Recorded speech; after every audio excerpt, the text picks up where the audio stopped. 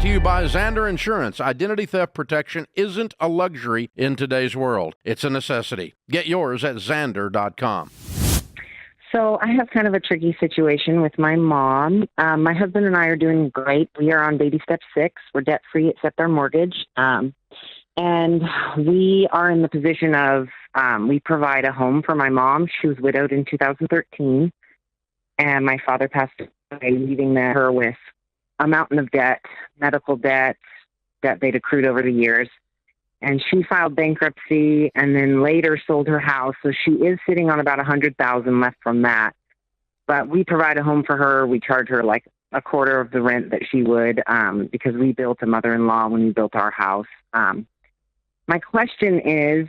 So she lives next door to you or adjacent to you? Yes, we have like a shop apartment that she lives in currently. Oh, I got you. Okay, so she's on your property. You're not providing her a standalone separate home. I got you. Okay. Yeah, it's like an apartment on the property. It's separate from the house. And how old is she? She is currently, I believe she'll be 69 this year. Okay, cool. All right. Yeah, so when my father passed away, she decided not to get a job again. She wanted to be there for grandkids. There's, 7 children in our family and lots of grandkids. We've tried to advise her to get a job. She has not. So we provide her a place because she can't really afford rent. She's on like $2,000 Social Security. My problem is I have an older sibling who her whole life has been a series of just unfortunate decisions, and she's in one financial problem after another. And we found out that my mom has been paying bills for her and loaning her money and all of this out of pretty much a tiny nest egg that she hasn't invested. She's just sitting on. And my husband and I feel that we are supporting her financially and finding out that we have siblings who are taking advantage of her financially. I don't really know how to address it with her in a respectful way. That I love my mom. I don't want to, come down hard on her, but it's just tricky because we know we're going to be caretakers for her eventually. She really doesn't have much to support herself with. Anyway, so basically the $100,000 that she had, she's going to burn through it supporting the parasite siblings.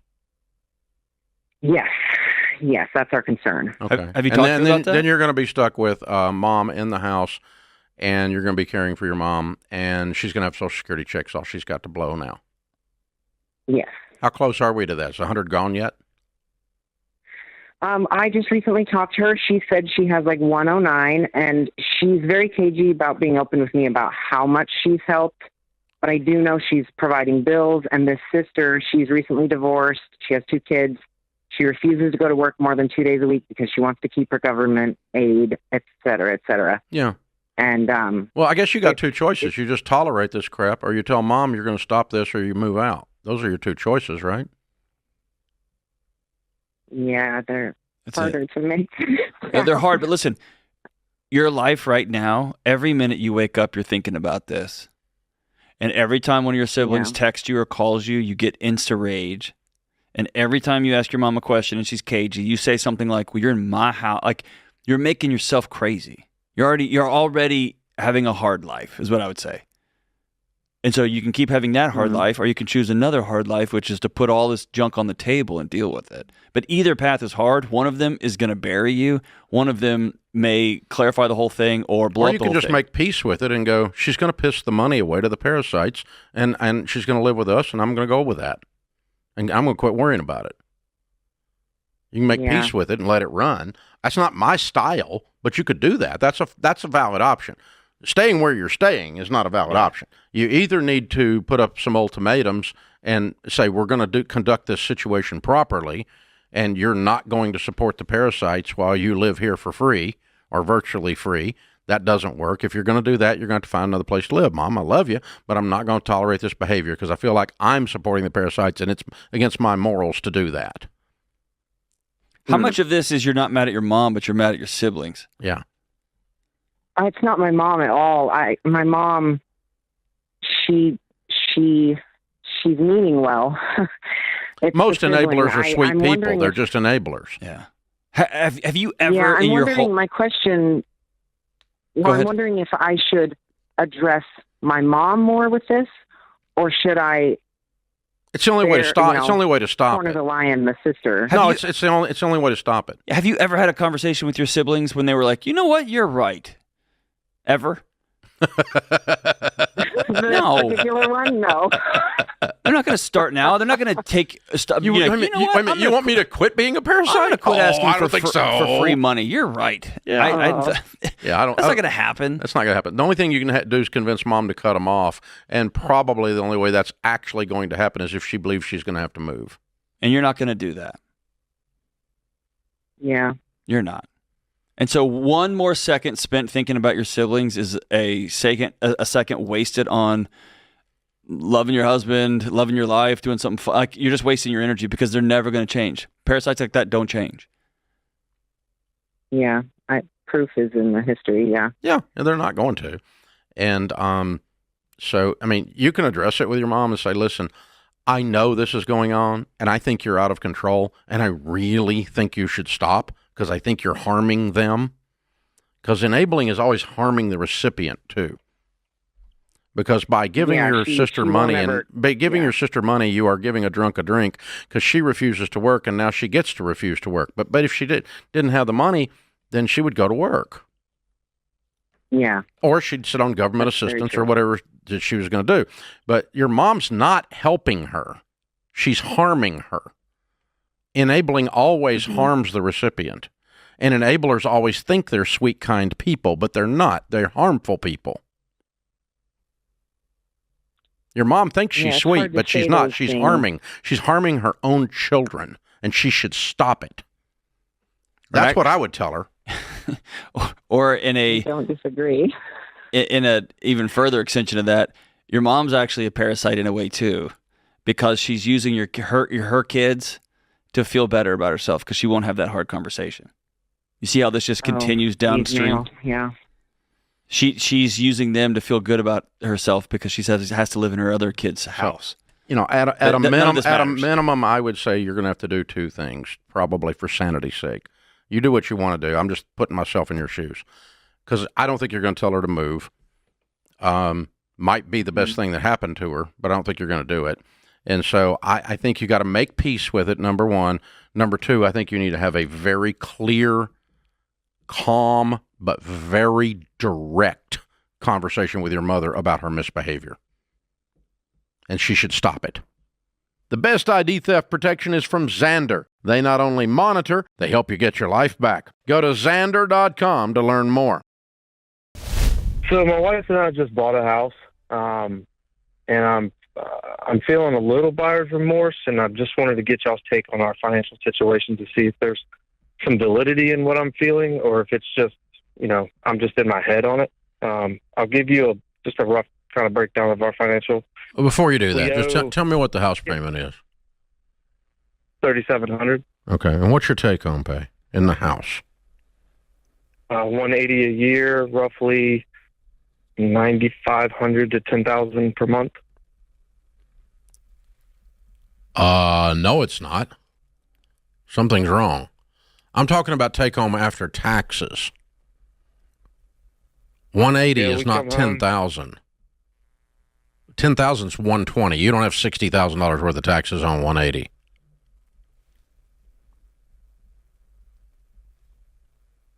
You don't. Well, no. Okay. So are you taking out 401k and all that? No, I'm not. Taxes only. Oh, taxes only. I don't know the number off the top of my head. It's probably okay. So how much are you putting into your 401k? Currently I'm 10%, and my wife is 10%. Okay. All right. So that's 18,000. So, that makes sense then. All right. Because your take-home pay, not counting your 401k, would be more like 14. Okay. Something like that. Okay. That makes And sense. 401k, health insurance, whatever else the crap's coming out of there, because something's coming out of there. But that's what it ought to be, because 180 is 15 a month. Okay, that makes sense. So you'd be at 13, and 3,700 is not out of line then. That's my point. I had to get to real take-home pay before I sold your house, and now we don't have to sell your house, so that's good. So Well, my wife will enjoy that. So you're the saver and she's the spender. You're the nerd and she's the free spirit. Yes, correct. Yeah. And you feel like you caved and bought something you can't afford. Well, we're good on the house. The only debt that we have in our names is a car, and my biggest stress right now is, I have $85,000 in the bank. The car, I owe $39,000 on my car. Write a check and pay it off today. Okay. I was going to go sell it and buy a beater. Just didn't know if it was smart to just. Well, you could still sell it later and buy a beater if you want to, but for today, let's get rid of the stress. Okay. All right. And you guys are not doing a written monthly budget called Every Dollar on the Every Dollar app, where both of you agree on every dollar before the month begins, where it's going and what its name is. And if you'll start doing that, you'll feel much more in control. Okay. It'll give you a lot of peace. It may cause some fights because it may expose what some people in the house are spending, and it's not you. Yeah, yes, you're correct. And we did do the Every Dollar app, and we're able to save around $2,200 a month. But for some reason, that just seems low. And I got on Reddit, which I shouldn't have done. And everybody was like, "Oh, your house poor," and I just started freaking out. Now, listen, Reddit is not a source of anything except trouble. No, Reddit is for if you're feeling exceptionally well and you're like, you know what I need in my life? A little depression. Then you should read Reddit. Other than that, if you get a medical diagnosis, if you go to Reddit, you're dead by morning. The only thing that will kill you faster is WebMD. They'll kill you. They'll kill you within the hour. Okay. So seriously, you're right. So Daniel, what you guys need to do is you need to get above this and think about your source of information. And we are making fun of Reddit, but it's not a good source, okay? And because the numbers you're giving me, nothing's out of control. I think what I'm hearing is a good guy who's a nerd, who's very responsible, like me. I'm a nerd.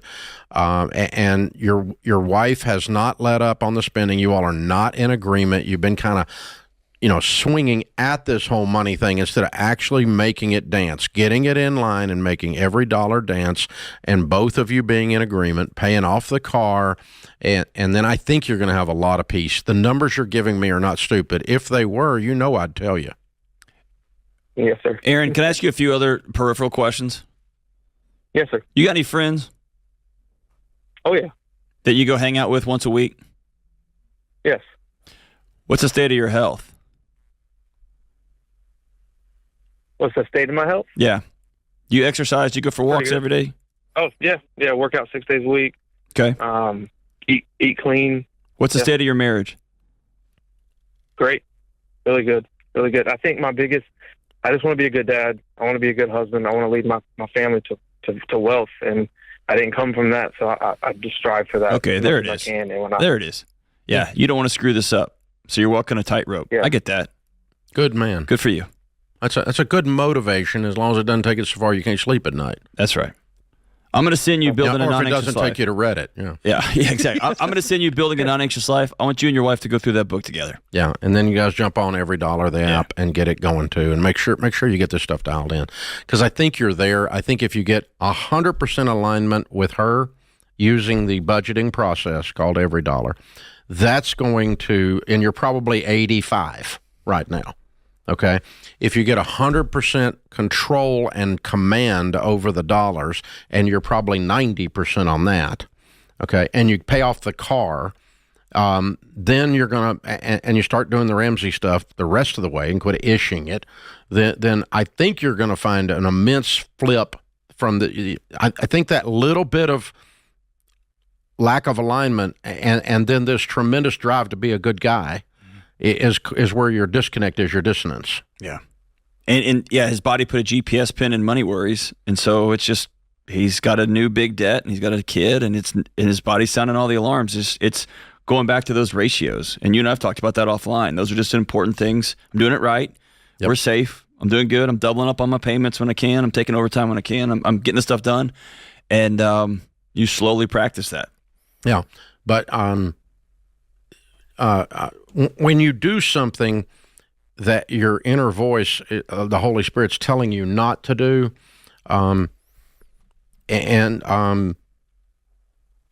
then don't be shocked that you're stressed. Right, exactly. So when you buy a house while you have a $39,000 car debt and you knew you shouldn't, don't be shocked that it's upsetting. Right. Or one step further, if your parents were screaming at each other growing up over their house payment, even if you put 50% down and you buy a house, expect your body to feel a little tense. That's okay.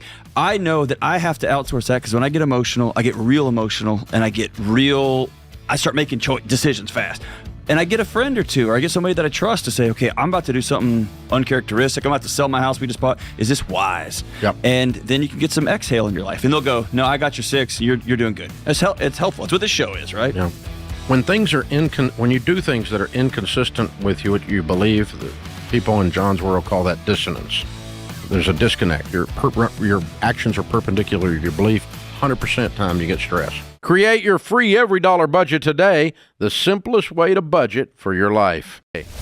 So I'm currently 18, and by the time I graduate, I'm probably looking at $100,000 to $120,000 loan that I'm sitting at.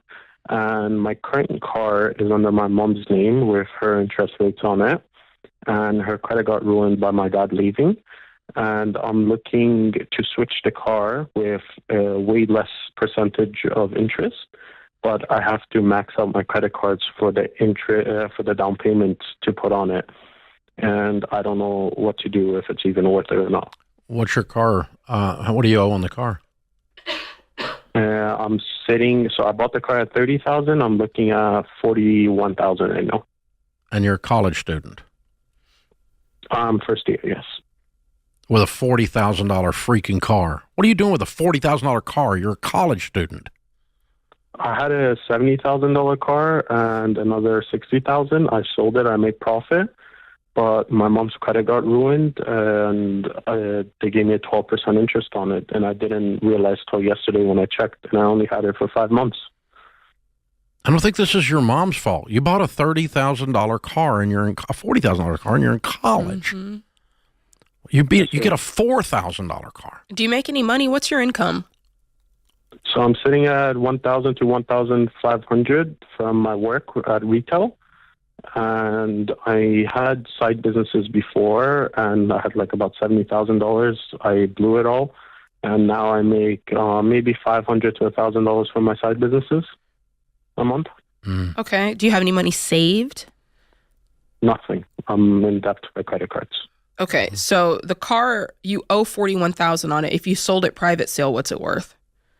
Or your mom's? Right now, with a trade-in, they're giving me $28,700. Oh my gosh, that's a trade-in. Yeah. $12,000 negative equity on it. Okay, but let's look at, that's your homework, is to look at the Kelley Blue Book value if you did private sale, because you're going to get more for it. I did. It's $30,500. $30,500. Okay.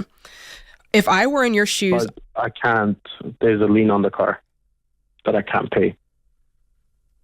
Yeah, I mean, you make $1,000 a month. Your car payment's more than that, isn't it? My car payments comes exactly to $1,000 oh with my insurance. gosh. So how are you paying it? Hey, sorry for the interruption. This is important. No one likes to think about dying, but one day your family will have to deal with everything you leave behind. So the question is, will it be easy or a total nightmare? That's where Knockbox comes in. Knockbox is a kit with 15 categories and clear instructions that give your family an organized plan, so they're not sifting through old paperwork and guessing passwords and dealing with lawyers. So leave your family memories instead of a mess. Grab your Knockbox kit today at knockbox.com/Ramsey for the best discount available. That's knockbox.com/Ramsey. So how are you paying it? credit cards? Basically everything I got. No, I can't put it on credit. It's debit. Basically everything. I mean, if you make $1,000 a month and you spend $1,000 a month on your car, you don't have money to put gas in it, and you don't have money to eat. So this math doesn't work. Eat out a lot. I don't know how. And no, I make like $1,500. I can on a good month. I make $2,000. On slow months in retail, I make $1,500. Okay, so you got $500 to spare. You eat a little bit. You pay your insurance. You get gas. You've got nothing left. Yeah. Okay, let me stop a second because I did a drive by on something a minute ago I want to know more about. You had $70,000 in savings, you said, from a side hustle that you blew. Did I hear you say that? Yes. Tell me about that side hustle. Where did all that wonderful money come from? It came from, I used to sell screen protectors and cases during COVID when I was 14. And Amazon. Yeah. So no COVID, no business. Gotcha. Okay. Yeah. All right. I gave most of it to my mom after the separation. Mm-hmm. And she's sitting at least at $300,000 to $400,000 herself. Yeah. Okay. You're 18. You're 18. Money. Your mother is not your responsibility. Your responsibility is to love her and cheer for her, but she's not your financial responsibility. So this has got to stop. And unless you can create a huge income, you need to get rid of this car and get a $2,000 car. I tried doing that, but I have to. So the loan that I would put the $10,000 on a credit card. I'd rather you have $10,000 on a credit card than $41,000 on a car. Amen. I can't put it on a credit card. Why? I have maybe $3,500 left on a credit that I can spend. Yeah. Okay. Who do you owe the $41,000 to? To a bank. Go down and talk to the bank about signing a note for the difference. Do that, right? And then what about on the new car? So that's the thing that doesn't make sense to me on the new car that I looked at that I'm going to get.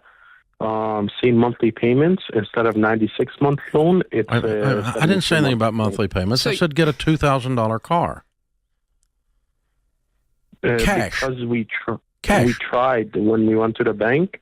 I didn't want you to go to the bank. I want you to come up with $2,000 and go buy a car. Just buy a car? Yeah. Are you in school full time? Yeah. Are you on campus? You're at home or at home? Campus. So, like where do I live? At home. Okay. How close are you to campus? What I'm getting at is you might go through 2 months where you don't have a vehicle and you make it work. And instead of using that $1,000 a month to pay for a car note, you use it to save up and get yourself a little beater car is what we're saying. Have one of your buddies take you to class. Hour away from campus. Okay. All right. Okay. Here's the thing. We keep throwing suggestions out, and the only answer you've got is it doesn't work. So let me tell you what doesn't work. Your life, the way you have it set up right now, your situation sucks beyond belief. The decisions you have made are beyond suicidal financially. So you've got to throw a stick of dynamite in the middle of this freaking mess you've created. And it's going to be really uncomfortable. But you know what's going to be more uncomfortable? You sit there in this pile of stuff, and you're going to smell like this stuff as long as you sit there in it, coming up with excuses to sit there in it. Mm-hmm. So you have got to get rid of this mess. You've got to create a big, you may need to quit school. You need to go get some dadgum money and start cleaning up this mess.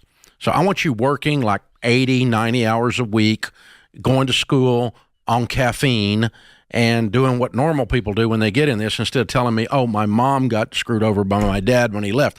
I'm sorry, but that doesn't mean you buy a $70,000 car while you're in college and downgrade it to a $41,000 car and act like that's smart. Nowhere in this conversation is smart. Smart didn't come up today. No, okay? No, it didn't. It didn't even show up here.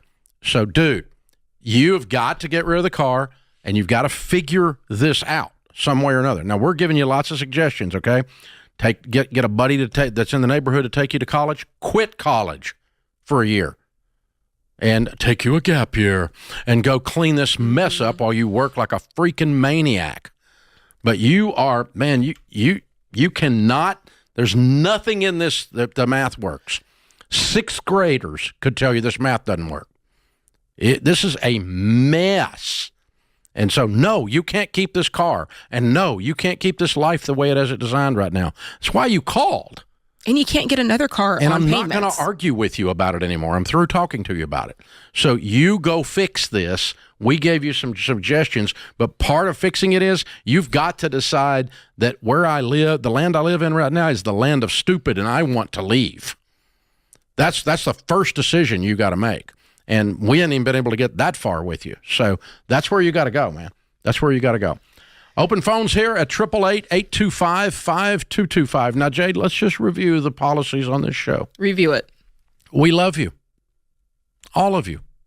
If you've done something stupid, we love you anyway. We've done something stupid. Right. I have a PhD in DUMB. Jade and Sam cleaned up $465,000 worth of stupid in their life. So no one's sitting here high and mighty talking down to someone. So we love you. We love you so much, we're going to tell you the truth. We're going to start gentle, and we're going to start by trying to help you move along. But if you want to argue with us while we're trying to help you, it's going to get nasty fast because we love you.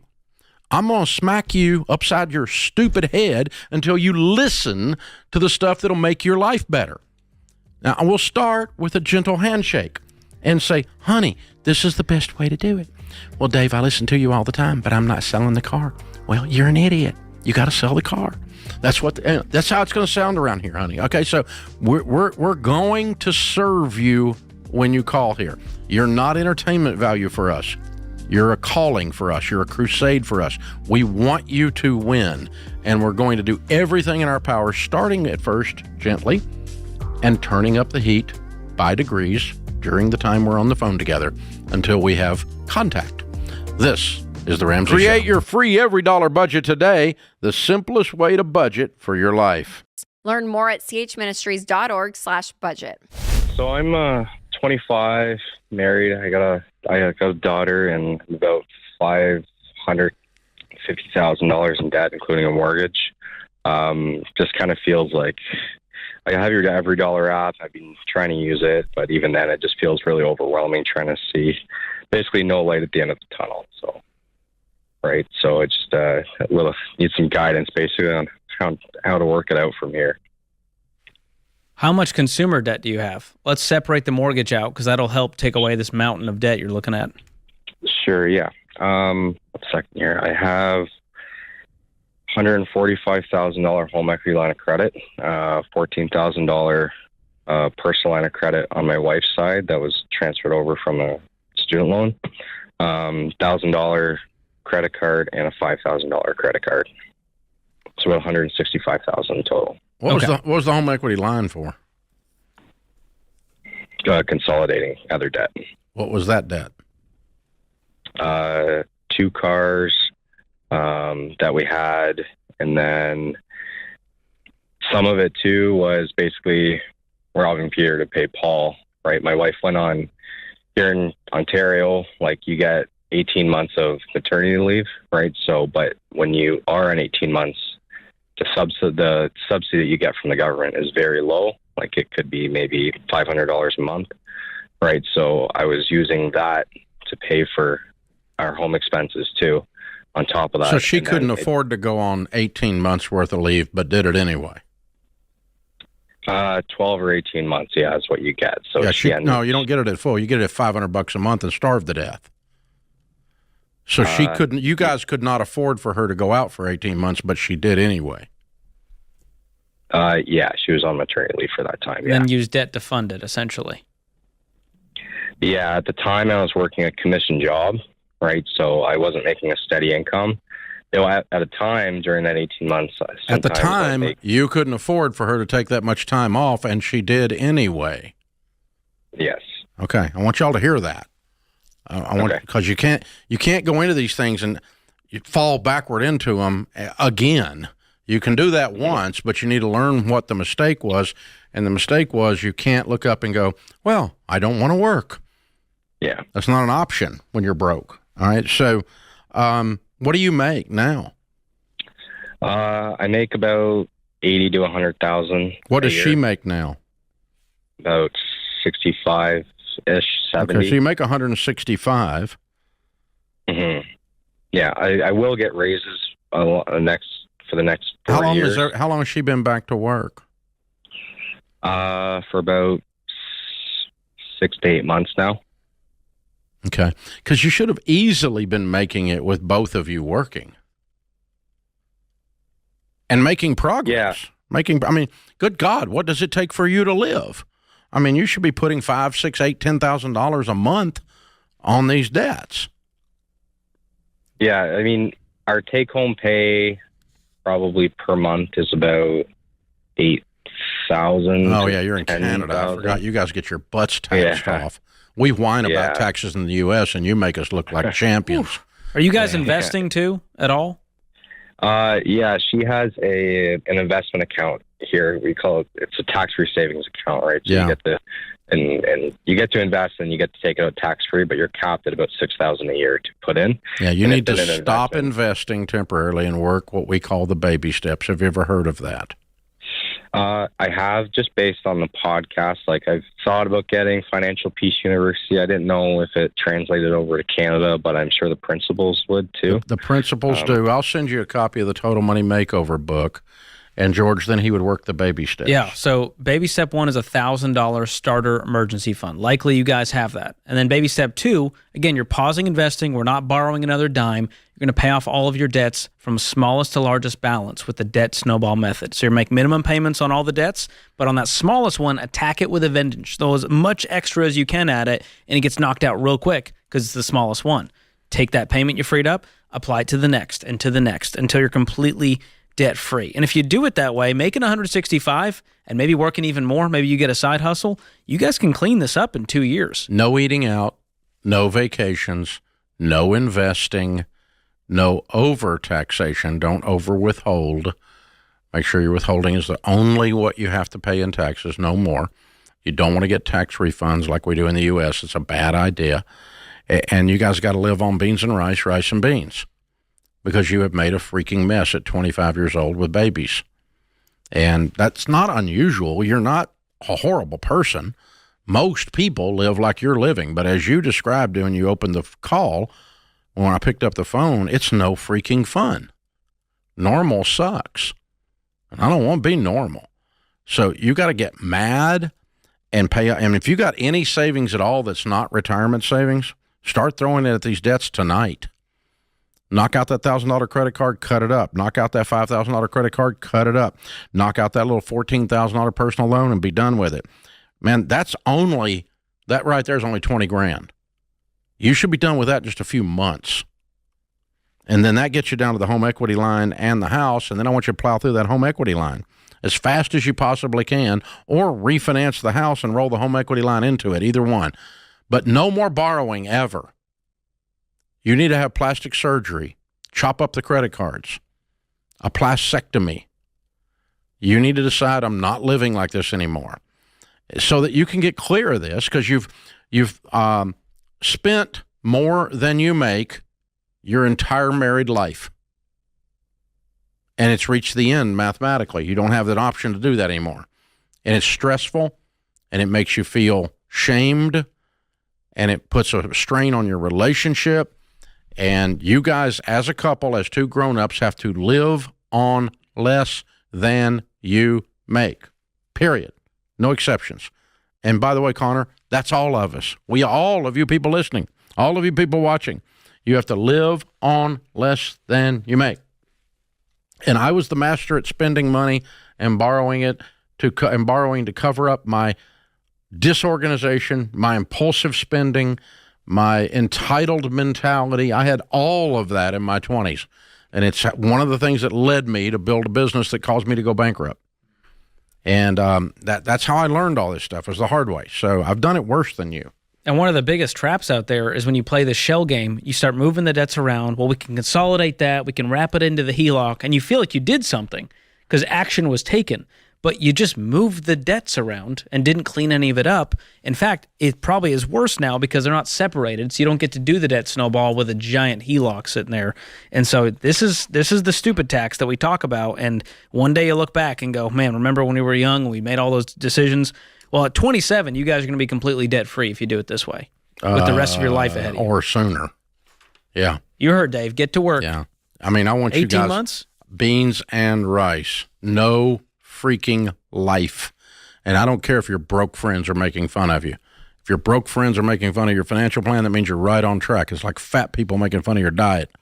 You don't care. Yeah, I don't care. I'm trying to stay alive. I'm trying to build a future here. And you don't have any credibility to make fun of me. So you don't get a vote in my life. And when you reach that kind of stuff, that's when everything changes.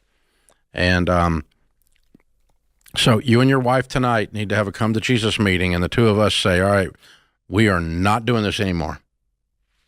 Brand new life. 2 children, having children, no more. We're 2 adults now. and we're going to make adult decisions, and we're going to get after this. And adults devise a plan and follow it. Children do what feels good.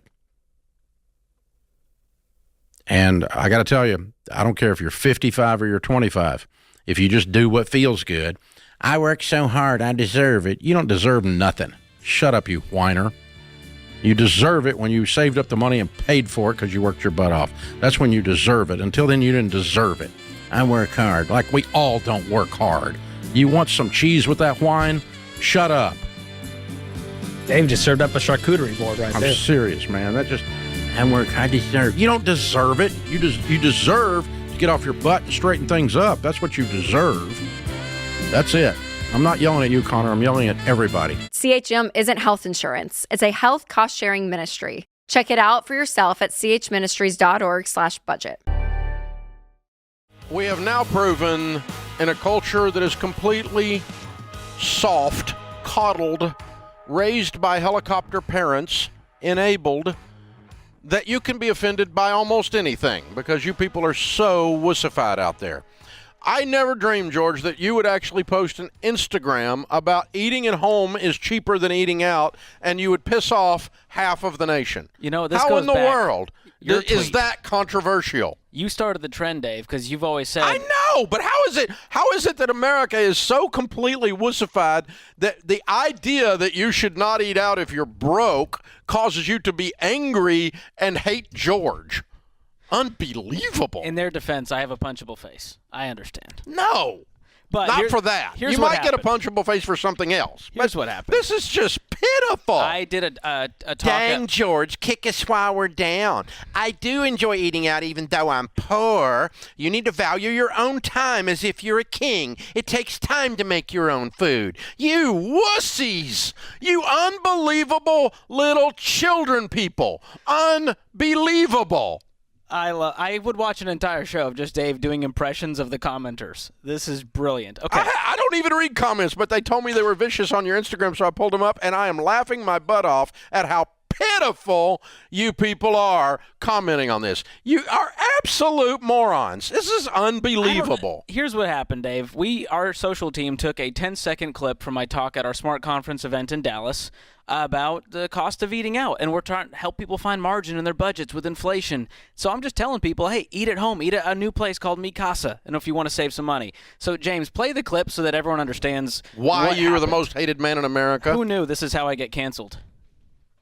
The average cost of a meal right now is $13. Eating at home, $4.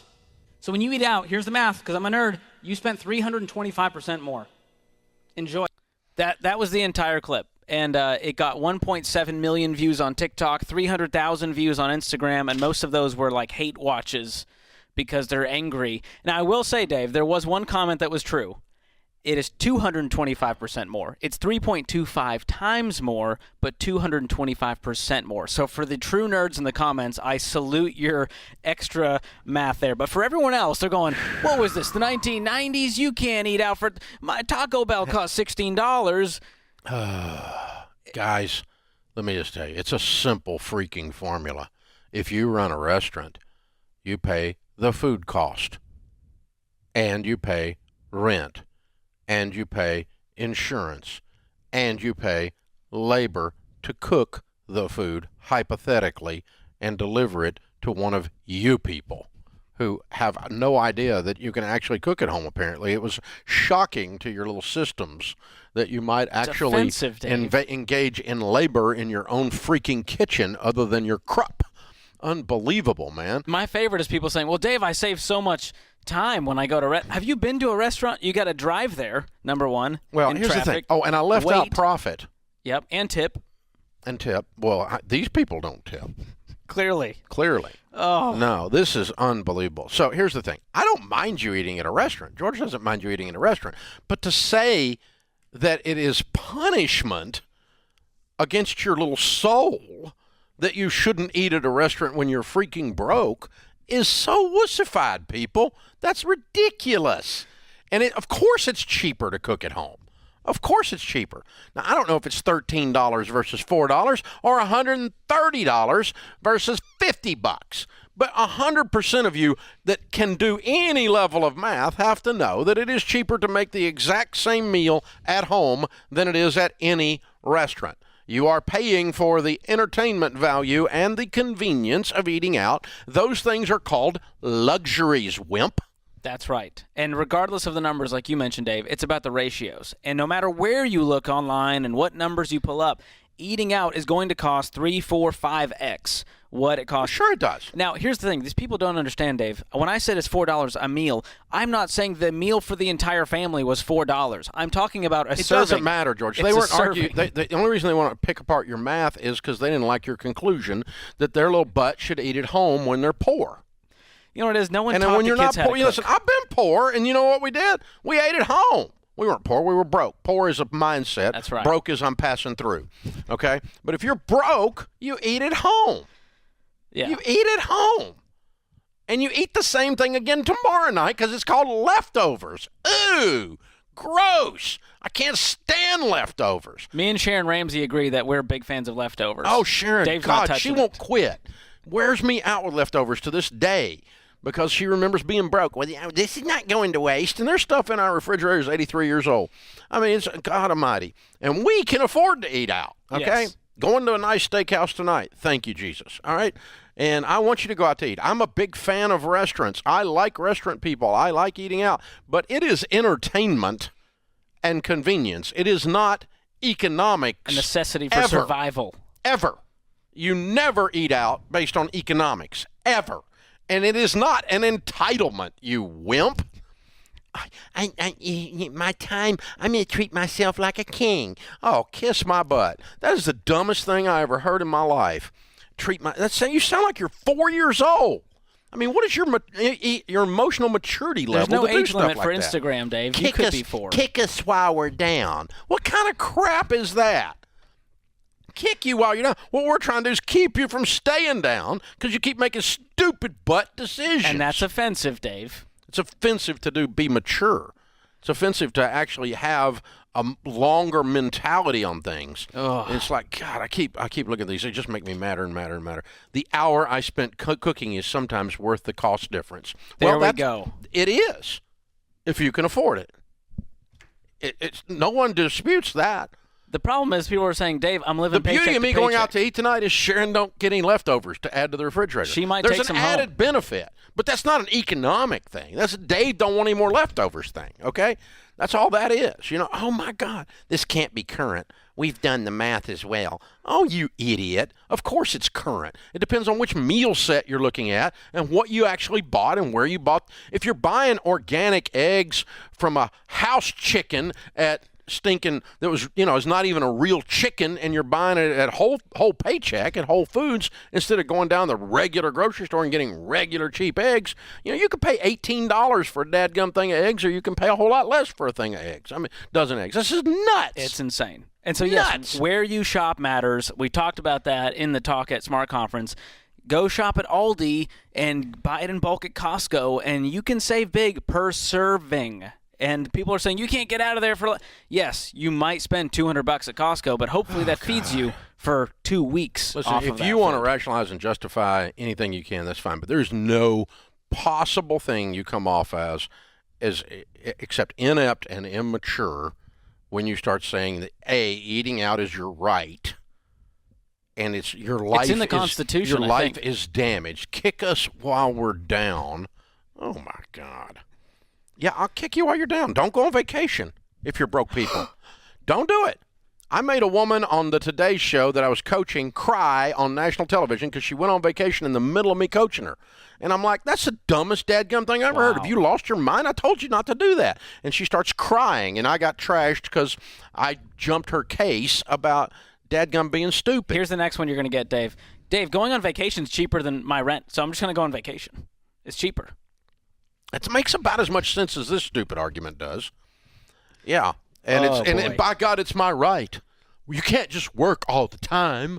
Of course you have to take time off. You work all the time when you're broke. That's what you do. That's how you not be broke anymore.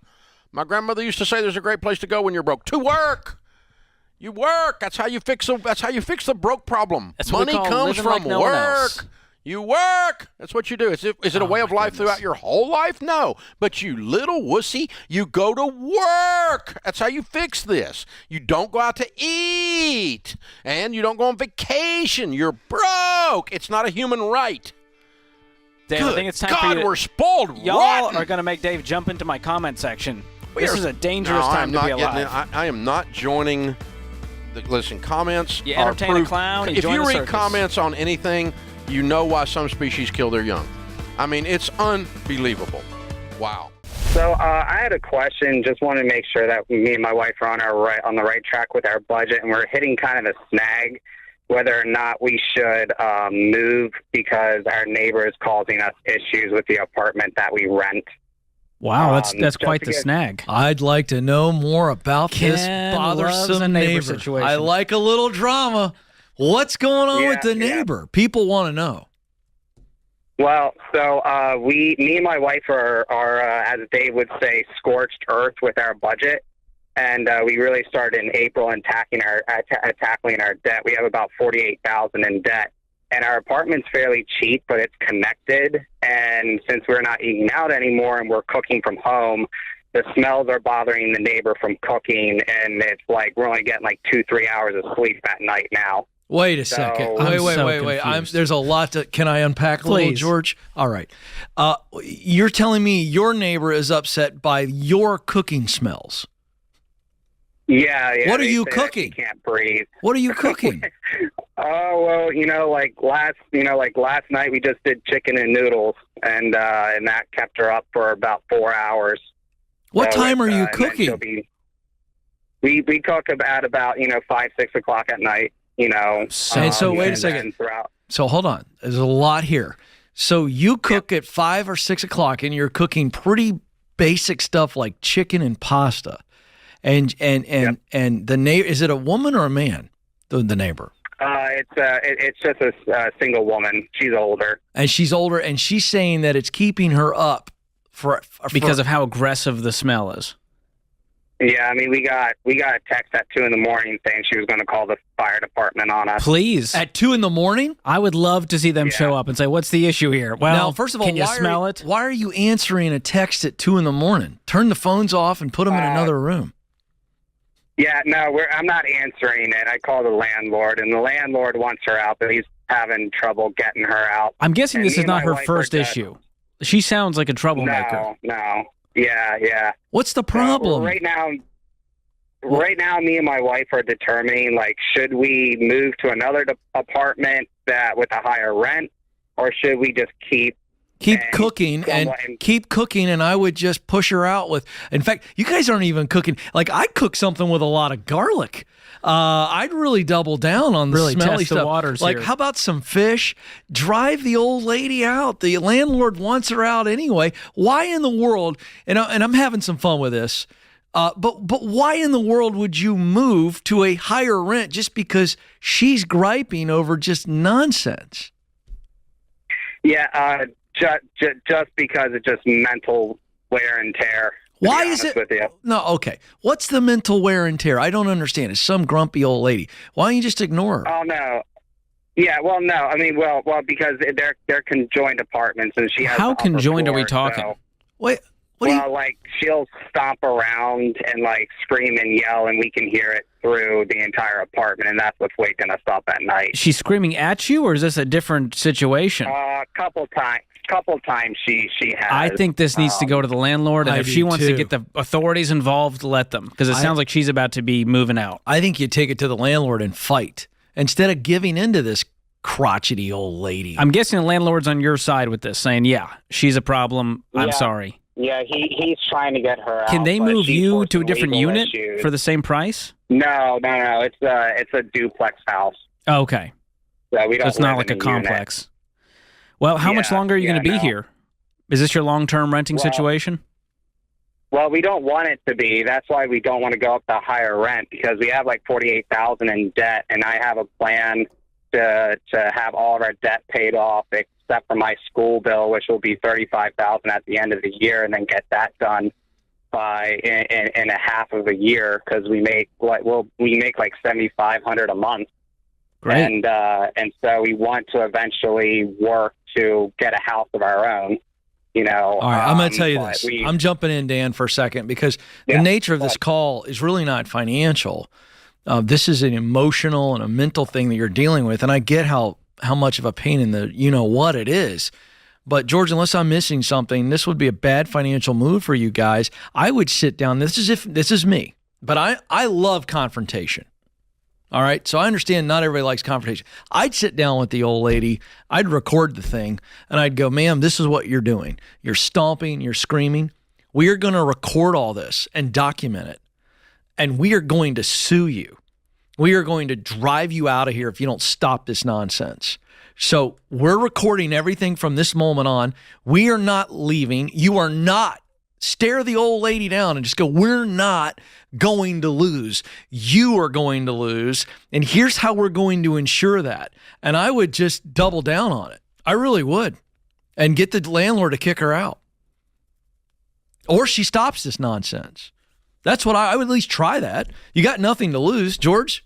It's a little bit more confrontational than your style. At first I thought, well, maybe they're in the wrong here, but it doesn't sound like that's the case. If she did that to me, I'd go get a drum set and I'd play the drums. I'd fight fire with fire. I would. I'd go get a bass drum and beat on that Ken thing is until so petty. I'm not Here's petty. the thing. Dan is a nice guy. Dan, you don't want to do any of this. Yeah, well, I work 2 counseling jobs and I'm a youth pastor, so bless it. Maybe you should try to counsel her.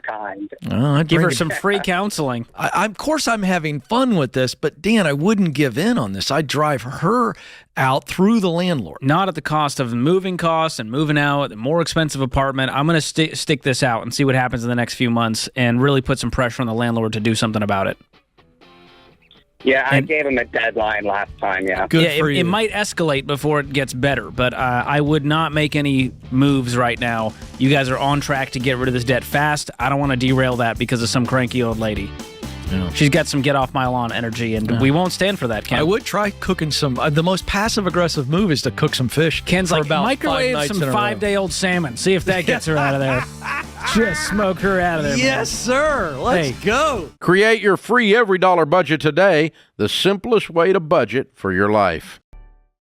Brandon is with us in Denver. Hey, Brandon, how are you? I'm good, Dave. How are you? Better than I deserve. What's up? Okay, so this has happened before with my sister. This is basically what it's about. So my sister, I'm 27 years old, and my sister is 46. She'll be 47 in April. And she always seems to have trouble financially. And recently, she asked me for $100, and I'm not sure if she's aware that I know that she owes my mom $800. And I kind of wanted to offer her advice and help her out, but in my mind, I feel like she's gonna be like, okay, what is this 27-year-old punk trying to school me on anything? He's the one with the $100 you don't have. That's who he is. Yeah, I know. I get it, and it's a little frustrating because I feel like if if anyone's asking for money, it should be the other way around. But it's like I don't know exactly how to bring it up to her. Because I don't want to. I feel like my mom and dad always end up giving her money, and I've always told them this isn't really helping her. It's more so perpetuating her mismanagement of money. And I guess I just don't know how to go about it without causing a rift between us. So I want you to re-approach the situation. You did not cause the rift. The rift was thrown at you. All you are doing now is responding to the rift. Okay. And as simple as, no, I'm not going to loan you $100. Thank you, though. Anything after that is you trying to smooth over your boundary, and that's not your responsibility. So there's a simple, peaceful answer. I'm not going to judge the fact that you owe mom. I'm not going to explain stuff to you unless you invite me into that conversation. I'm just going to tell you, no, I'm not gonna loan you $100. All right, John. That's not how this ends, though. Nope. Then it's like, why not? Exactly. You're not just gonna. What does he say when she says, "Well, why not"? Because that's exactly what she's gonna say. Yeah. Why she's not? She's an entitled brat. Oh, you mean you can't even? Yeah, I'm just going to choose not to. And if you want to go down the road of, well, then what? Because this is going to cause a rift between you and me in our relationship, and I'm not going to do that. And this is you drawing a boundary that no one's ever drawn from her. You know what that's going to feel like to her? Abuse. Oh, my goodness, hatred, evilness. Here's the thing. You can't control her response to your boundary. You just can't. Yeah, I guess the thing is like I do feel kind of bad. This was about a week ago. She asked me, and I didn't even respond to her because I'm just like I froze. I'm just like, in my mind, I'm thinking, are you serious right now? Yeah. Hey, and good for you for not lashing out, for taking a break. Okay, that's wisdom. Yeah, you're smart, because putting the snark on it that we all want to tell her, it's not going to be helpful. Me included. It's not helpful. Okay, it does not help her. So the goal here is to help her. Yeah. Okay. And so, John, let me ask you: is there a way that you can couch this? I get that the boundary is simple. No, I'm not able to do that at this time. Or I'm choosing not to do that. Or whatever. I'm not willing to do that at this time. Okay. Well, why not? Is it okay to then? Is it productive then to say, what I would choose to do is if you will go through this class, Financial Peace University, that costs $100, I'll pay for it for you. Yeah. So that you can learn how to handle money, so you never ask anybody for money again. Because I've watched you struggle, and it breaks my heart. Yes, and well, the thing is I know that she, her and her husband, because she does DoorDash on the side, and her husband's the breadwinner, but he makes really good money, and I know I think, hired a financial advisor like months ago, but apparently, obviously, didn't really do anything. Or the financial advisor is an idiot. One of the two. Yeah, or that financial advisor has nothing to do with cash flow, right? It has to do with other things. Here's the thing: when she has to finds herself in a situation where she has to go to her brother, her 20-year younger brother, and ask for money, she's already if not already, she is in dangerously close to the fight or flight place anyway. Something has come up that has pushed her to this area, and then you say no, and every alarm she's got is going to start ringing, and so. While what Dave said is if you can sit down and have a cup of coffee with her and say, can we talk in person? Yes. I care about you a lot. This has come up a lot. I know you've been with mom and dad. I want to see this. I want to help. $100 is not going to help. It might bail you out of a thing you think you have. But in that moment, usually people can't hear me. That's why I always recommend wait to be invited in. If you want my money, here's what it's going to come with. You're going to sit down and you have to have a cup of coffee with me. So maybe that's the angle. I'll give you $100, but you have to meet me in person, and you're going to have to listen to what I have to say. And that may be where you handle it. Well, that's a little bit, that's kind of I'm visiting back, because I'm originally from Maryland. Uh-huh. I'm not from Colorado. Yep. So I'm visiting home soon, and that's kind of something I'm a little nervous about visiting, because I don't know what to see her, but I think it's also kind of a good opportunity, as you're saying, to kind of sit down with her and talk to her, because it's been going on, I think, ever since she got married. For like 18 years this has been going on, because apparently she used to have a better credit score than my dad. So, and now her credit score is like really not good. Yeah, she's got bigger things going on, and maybe that's the angle. As you sit down with her and say, I want to take you to breakfast or take you to lunch, and then say, I'm really worried about your life. You asking your little brother for what's going on? Are you okay? And when she says, what do you mean? I'm fine. And you say, you just asked your little brother for $100. You're not okay. And that becomes an angle that is going to give you permission into speaking to her and what's going on in her soul, right?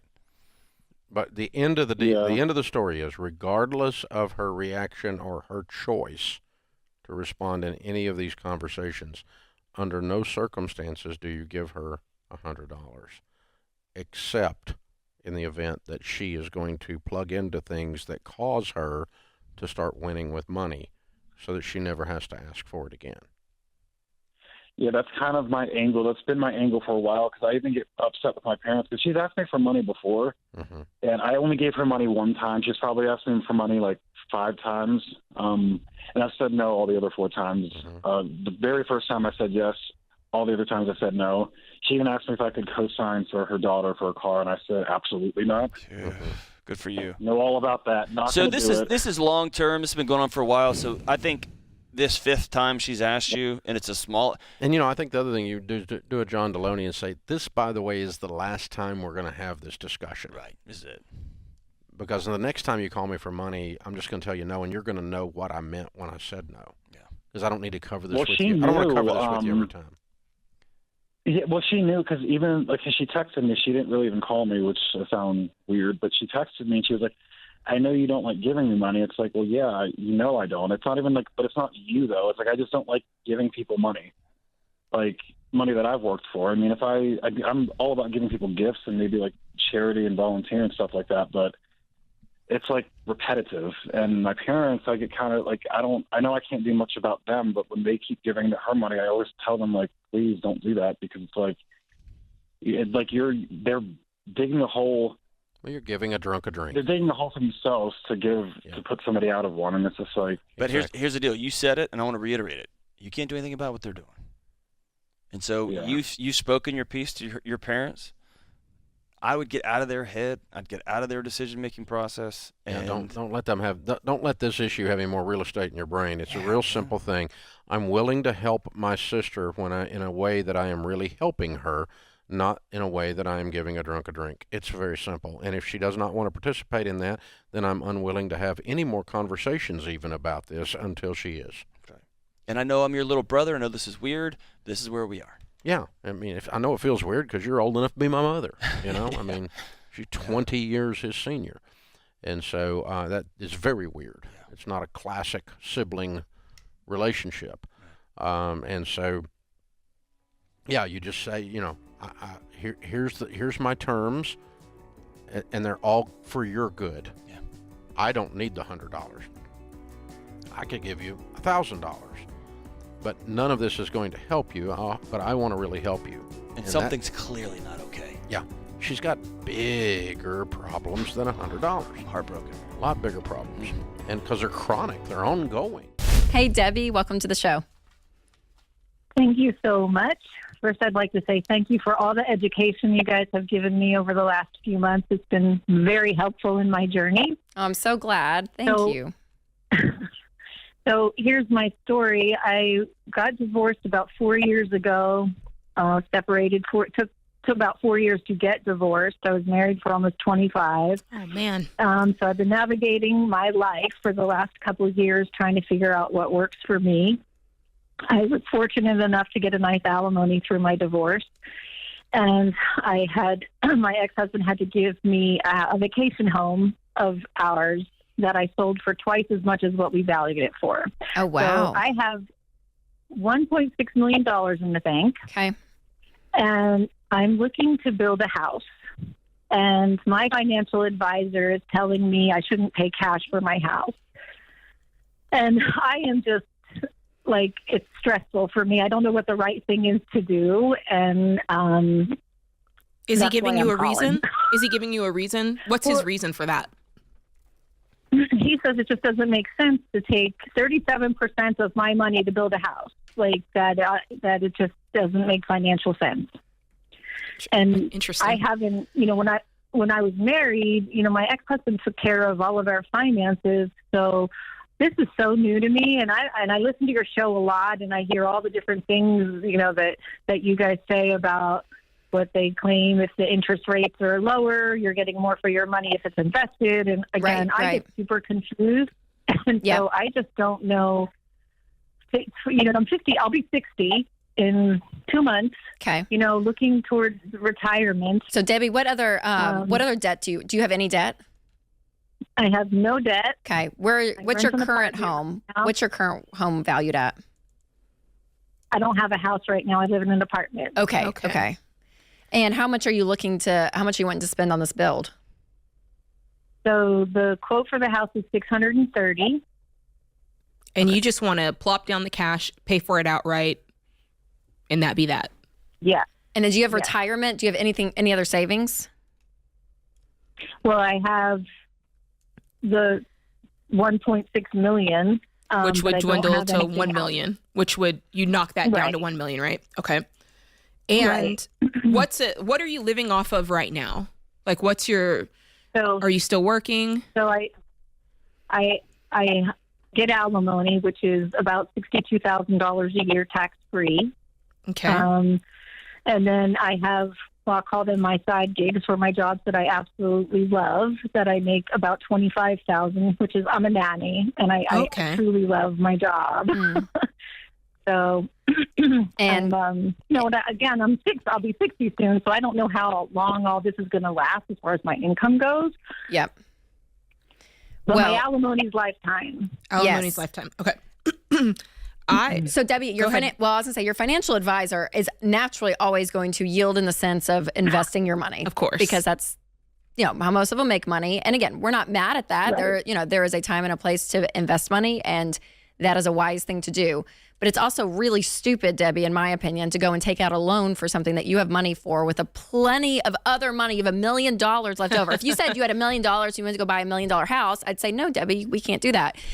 But you're spending you're going to have $1 million at 60 years old as a net worth of just cash, plus a $600,000 paid for house. Mm-hmm. And if you invested that $1 million, Debbie, and you did that, for 20, 30 years, you're okay, Debbie. You have a paid for house. Uh-huh.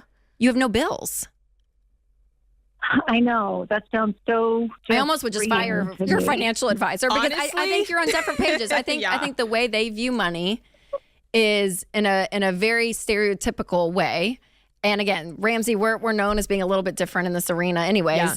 But from a mathematical standpoint, this is not a massive risk. You're going to have $1 million still in a paid for house. Mm-hmm. And there's always that equation of peace. Who wants to enter into retirement with a mortgage payment? Right. That's just more that you'll be. That's more money you'll be pulling out of that investment anyway. I mean, it's going to get paid for regardless, so you may as well pay for it up front. Yeah, and Debbie, the $630 that's everything, right? Land, build, and all, correct? I've already bought the land. The land is already purchased. Yep. And it's on a beautiful lake. Like, I feel really special and fortunate. Yes. If I woke up in your shoes, I would definitely do this. Yeah. And you mentioned earlier, Debbie, and just to kind of give some clarity around it, you said you'd listened to the show and heard about interest rates and all of that. So one deterrent for people for paying off their house is they may have a low interest rate on their mortgage at 2 to 3%, right? Where in the market, you could be making 10%. So a lot of people say, why would you take money that could be making 10% and pay off something that you're only paying 2%, if that makes sense. So people have that argument a lot, and mathematically we understand that, right? We know that is the math, but what people don't put into the equation, number one, is a level of risk. Whenever you carry any level of debt, even a mortgage, there is a level of risk in your life. You owe someone something. And then the second, Debbie, is that they don't calculate and put into a formula, a spreadsheet, peace. Like what Jade mentioned earlier. Right. This level of peace that you don't, again, you're not strapped to anyone. You are free and clear financially. And that is the most powerful thing that you can do. So Debbie, I'm so thankful you're listening to the show, because I'm so sorry you went through this horrible divorce. But we talked to a lot of women who are in a similar situation that for the first time, they're kind of out on their own financially, and they're having to learn and all of this. So Debbie, if you stay on the line, Christian's going to pick up, and I want to throw in Jade and I's book, both of our books. Yes. To you, just to continue, just to learn and to grow in this area, because personal finance, it doesn't have to be that complicated, but you do want good people in your corner. And I don't trust the advice of your financial advisor, if I were to be honest. I just think it's, money is so much more. Sometimes we're just looking at the numbers and the dollars and the cents. But in this case, it really humanizes, because it takes into account like our psychology and our emotions and the way we feel, not just a math equation. And so honestly, you're right. This is one of the times where the math, it's not always about the math and how the maths. That's right. Yes. Yep. Sometimes it is, sometimes it isn't. But when it comes to debt and borrowing money, there is a truth that the borrower is slave to the lender. And when you are free of that, it's an amazing thing what happens to your body, your soul, your mind, when you don't owe anyone anything. So Debbie, I think you're in go through such a hard situation. You have a beautiful life ahead of you that I think you can do really well. And I think trust your guts, because Debbie, you were right. How you're feeling, it's the way we would go to. So thanks for the call. Create your free every dollar budget today, the simplest way to budget for your life. My question is, my boyfriend doesn't want to work, and is that a deal breaker? I'm a 40-year-old surgeon in my first job. Last year, I made about $280,000. This year, I'm expected to make close to $500,000 in the second year of my work.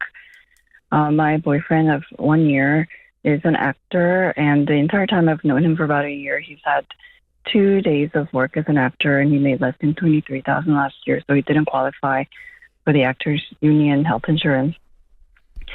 But we want to continue our relationship, and keep moving forward, and eventually get married and live together. But he says that because the house will be under my name as the main wage earner, he doesn't feel like he should pay for any part of the mortgage. He also can't. And I'm wondering if that's the deal breaker, or if I should just suck it up and pay for the expenses because I can. What do you think, Jenny? Is that attractive to you? Like, are you like, what a winner? This is not how I had imagined being in a relationship. I mean, you're smart. Like. You're a surgeon, Jenny. You're really smart, you know? So I'm just, it is interesting because usually, not always, but to a degree, people's intellect, you're attracted to other people's intellect, and you're a hard worker. Obviously, the schooling you had to go through was insane, and the amount of hours you have to put in and work, and to have somebody that doesn't give. And again, I'm not mad that he doesn't have a job as an actor every week, but at least he's like, hey, I'm still busting my butt, and I'm part-time here, I'm waiting tables here, and I'm trying to make this dream work. I'm not mad at the dream, but the fact that there's nothing in between that's happening, right, is like, that's, as a woman who works and all of it, like, that's not attractive to me for a man, a guy that has a level of initiative I find attractive. So I'm just curious if that's how you feel, or if you're great with it, and you might be great with it. But. You're asking the question. She's not great with it. She's asking the question. The reason you're asking the question is you're not great with it. Again, this is not how I had imagined being in a relationship with a man would be like, me being the provider, because even though I can provide for myself, I thought a relationship or partnership would be a partnership where I don't care if he makes as much money. I care that he doesn't work. Or that again, and we live if he wants to dig ditches, I don't care, as long as he's doing it all day, every day. I've asked him how he can get by without working, and he says he has some residuals coming in from prior work that he's done as an actor, but clearly it's not enough because he didn't. Clearly he sits on his butt. Regardless of why or how, he clearly is an unmotivated slug. Hey, we'll get right back to the call. But first, some of the most heartbreaking calls we get are when a spouse dies without life insurance. Their loved ones can't even take the time to grieve because bills are piling up immediately. But the best way to be sure that doesn't happen to your loved ones is term life insurance from Xander. Term life can help replace lost income, pay off debts, and cover, of course, funeral expenses, so your family doesn't have to stress out over finances when you're gone. Plan ahead and love your family well by going to Xander.com. He clearly is an unmotivated slug. Clearly. He's 51. He's 51, and I'm not sure how much things are going to change. Jenny, do you don't have kids, do you? No, he doesn't. If you had a daughter that asked you this question, what would you tell her? I would probably say, can't you find a better guy? Yeah, that's exactly. And that's what so here's what's happening. You already have made this decision. You just wanted someone else to say it out loud. And I'll tell you, if you go forward with this guy, you're going to get increasingly resentful and increasingly bitter. This is not going to get better. You're not suddenly going to have peace with this. Yeah. And you don't have peace with it now. That's why you asked the question. And as a reminder, it's not a value of what he's bringing monetarily necessarily. No. It's the effort, Jenny. So so if you guys have kids, if you get married, you guys have kids, who he is with his work is the amount of energy he's going to put into that. You know, I mean, if your marriage starts to be in a hard spot, the amount of effort that he's putting into his life is what you're going to see there. So it's just an indicator of his level of pursuit in life in general starts to kind of show. He's cute, but the cute's already worn off. So basically, it doesn't matter how much money I make and whether we can support ourselves with my money. It's a matter of his. It's a matter of he has no work ethic. Yeah, which is a character issue. And let's say this: it's 2025. There's some stay-at-home dads, right? Sometimes the woman is the breadwinner, and roles have reversed. So even if that was the case, and he's like, "Hey, we're having to support kids and you have a demanding job. I'm able to do this and this and this. And you know what I mean? But there's like effort involved. But there's none of that. This is just, I'm going to sit on a log. I know. And it's hard because you like him, right? I mean. I'm sorry. Yeah. Yes, the answer to your question is yes, we think it's a deal breaker, and so do you. And you just wanted someone else to say it out loud. Did I miss that? You're right. Thank you for being a mirror that I needed to see. Sorry. Oh, bless your heart. That's hard. It's hard. But yeah, it's because your emotions cloud when you're, falling in love. And so it's you tend to put blinders on, but this got pushed far enough, one too many times it came up. Well, the fact he wants to take no responsibility for anything. Did you hear that? Yeah. Put the house in your name and you pay the mortgage because you make the money. And I'm like, oh, golly, man. Like all of it. It's just, yeah. Yeah, because I have residuals. I have a residual PTSD just from thinking about it. If anyone depends on your income, you need affordable term life. Never cash value insurance. Visit Xander.com today for quotes. My question is brief. I'm trying to figure out whether the person I'm dating is actually a scam artist or not with crypto.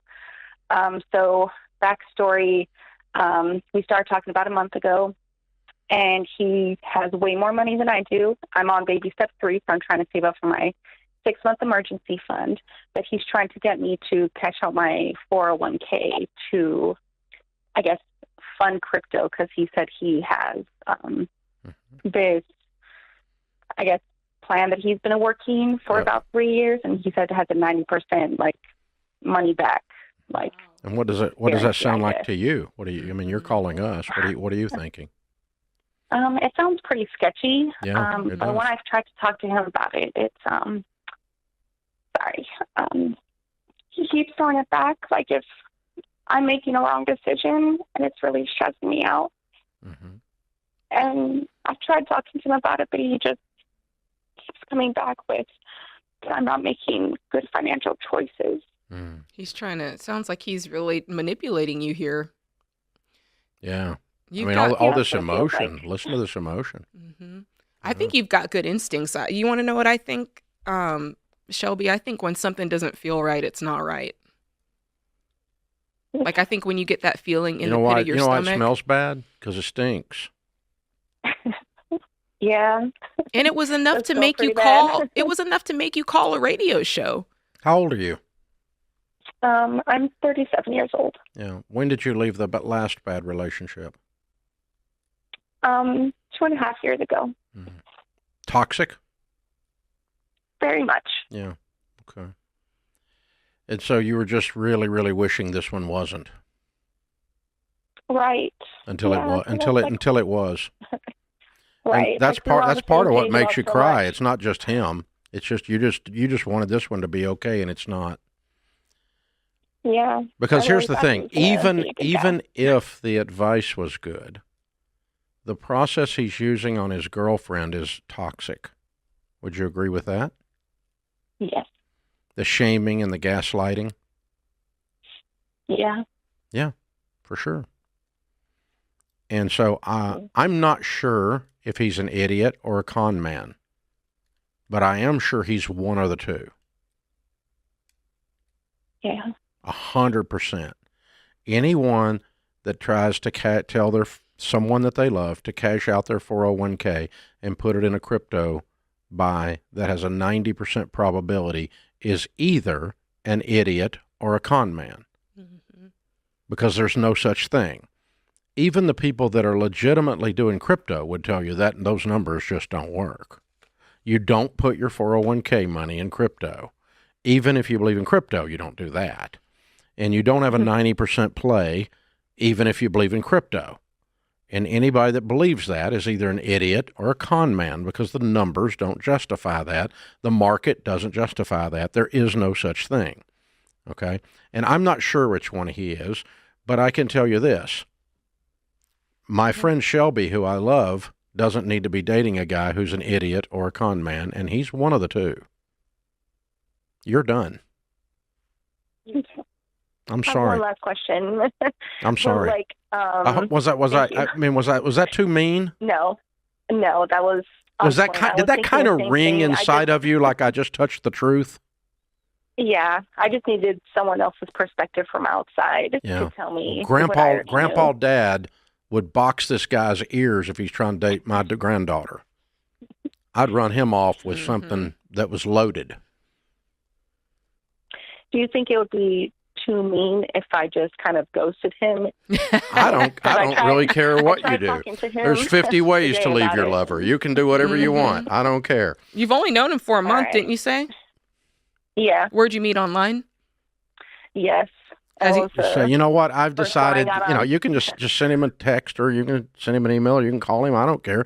And just say, I've decided that this is not working for me. Have a good life. Mm-hmm. End of story. No conversation. We're not going to talk about crypto. We're not going to talk about con man. Now, I will tell you, just an added commentary, just for the fun. Does that all sound right to you, or did you think we were going to tell you something else? No, I was kind of hoping that you would just set me straight because I'm not setting you straight. I'm setting him straight. Yeah. You deserve some love. This guy needs to be set straight, not you. I'm just agreeing with what your brain was already telling you. Yeah. I guess I just needed to hear it from someone else. Yeah. Now, here's the deal. I've been walking around a long, long time, and I have gotten conned a lot more by enthusiastic ignoramuses than I have by con men. There's a lot more people who are enthusiastically stupid, including me at times, than there are actual con men.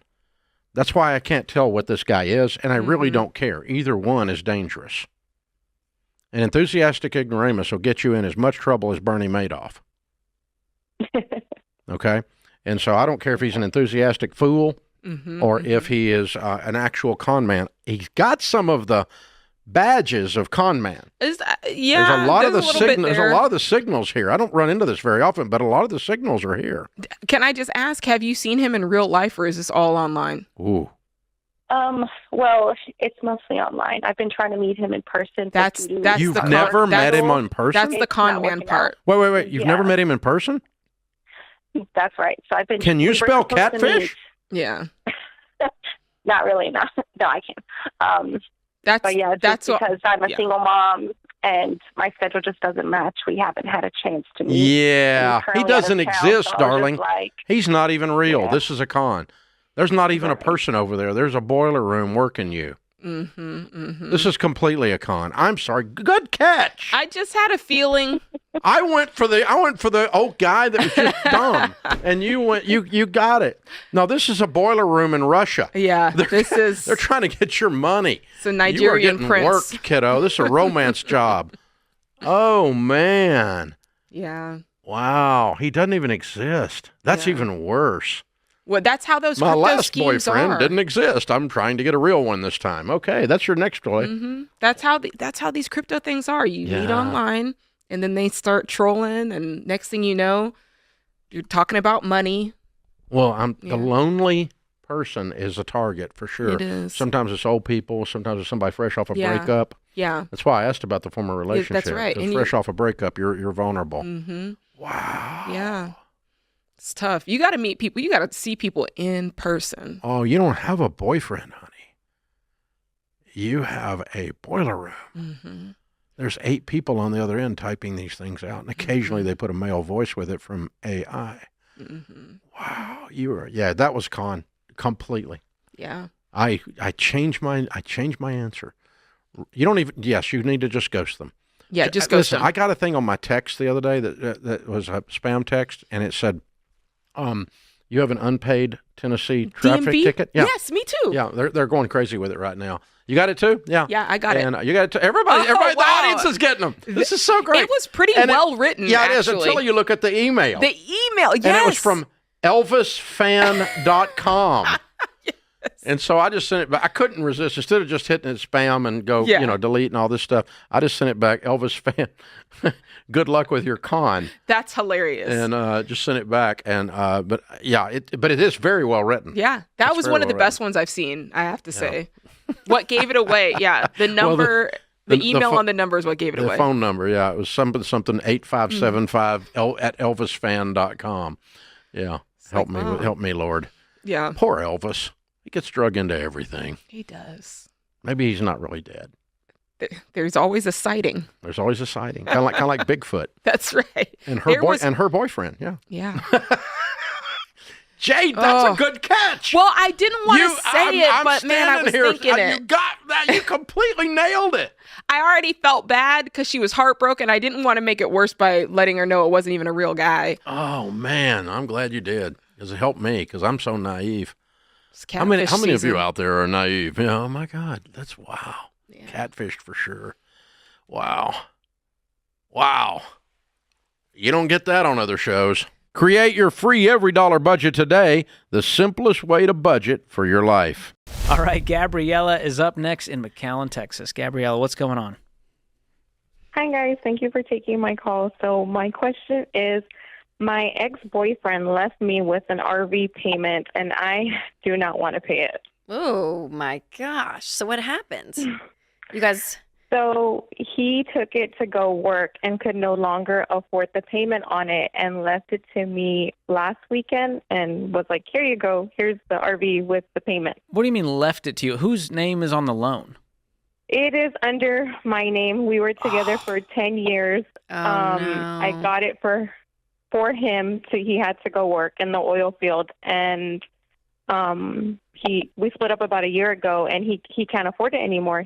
So he brought it back to me, and I'm left with it. Oh, no. Shoot. Mm-hmm. Well, Gabriella, you'll never do that again, will you? I've learned my lesson. Oh, no. You know, we talked to somebody earlier in the hour, and her boyfriend, well, fiance, they don't really have a date. I don't think a wedding date we asked. But, yeah, both their names are on the deed of the house. And I just thought, oh, no. So you're a great, I guess, poster child of what can happen when you sign on to debt and buy things with people you're not married to. And I'm so sorry. On top of the hurt from this long-term relationship being over. And it was a year ago, though. So now you're like, well, crap. Now I got to. What's left on the RV loan, and what is it worth? It is, the balance left is around $48,000. And looking it up, it's worth around $30,000. So you're $18,000 underwater? Basically, for some reason, they took, the prices in RVs were just expensive when I bought it and have dropped. Well, that's been the theme on the show for the last week or month is everyone is underwater on vehicles and things with wheels because it was really expensive and they had good intentions and then the market turned and now everyone's underwater. So there's only two ways to go about this. Number one is you need to come up with the $18,000 in cash in order to sell it and pay off the loan.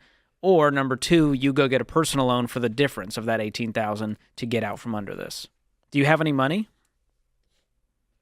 Yeah, I have around $10,000 in savings. Good. And any other debt? Yeah, well, yes, I have a mortgage. I pay my vehicle, but my vehicle is actually a lease. And I hadn't learned my lesson at the time, but I have a bedroom set under my name that somebody else owes about $3,000 of that. Really no credit card debt. Somebody else owes? Yes, it's under my name, so technically I owe it, but... And are they paying? Are they paying on it, or you're... Yes and no. Okay. Oh gosh, is this family? Is it a friend that you said, "Hey, It's family. It's a family member. Oh gosh, I think you need to stop being generous with money you don't have, Gabriella. That's what's been happening. It's a theme in your life. You sound like such a sweet, wonderful person. And now, how much do you make a year? So this year I'm actually a nurse, and with COVID, I made really good money. 2022 kind of gone down some. So this year I made 133, but it will probably drop again this year because there's no more COVID crisis. So that's just how it works. Not if I can help it. You're going to be out there busting your tail overtime, doing Uber Eats and DoorDash and Instacart, whatever it takes. You're climbing out of this thing. And I think you're not scared of work, which is great. And we got to start with the smallest debt here, which it sounds like is this bedroom set. Yes. I would. Yeah. I think you just pay it off, and Pay if they it. ever pay you any more for it, great. You can But apply don't, that. To Don't the next expect one. it. Just but don't wait be done around. with it. Yeah. Be done with it. Okay. Even if it's zero interest, I should pay that one off first? Especially if it's zero interest. All of it. Okay. We're done with payments. We're done with debt. You make too much, you're too successful, and you're too smart to ever do this stuff again, regardless of the interest rate.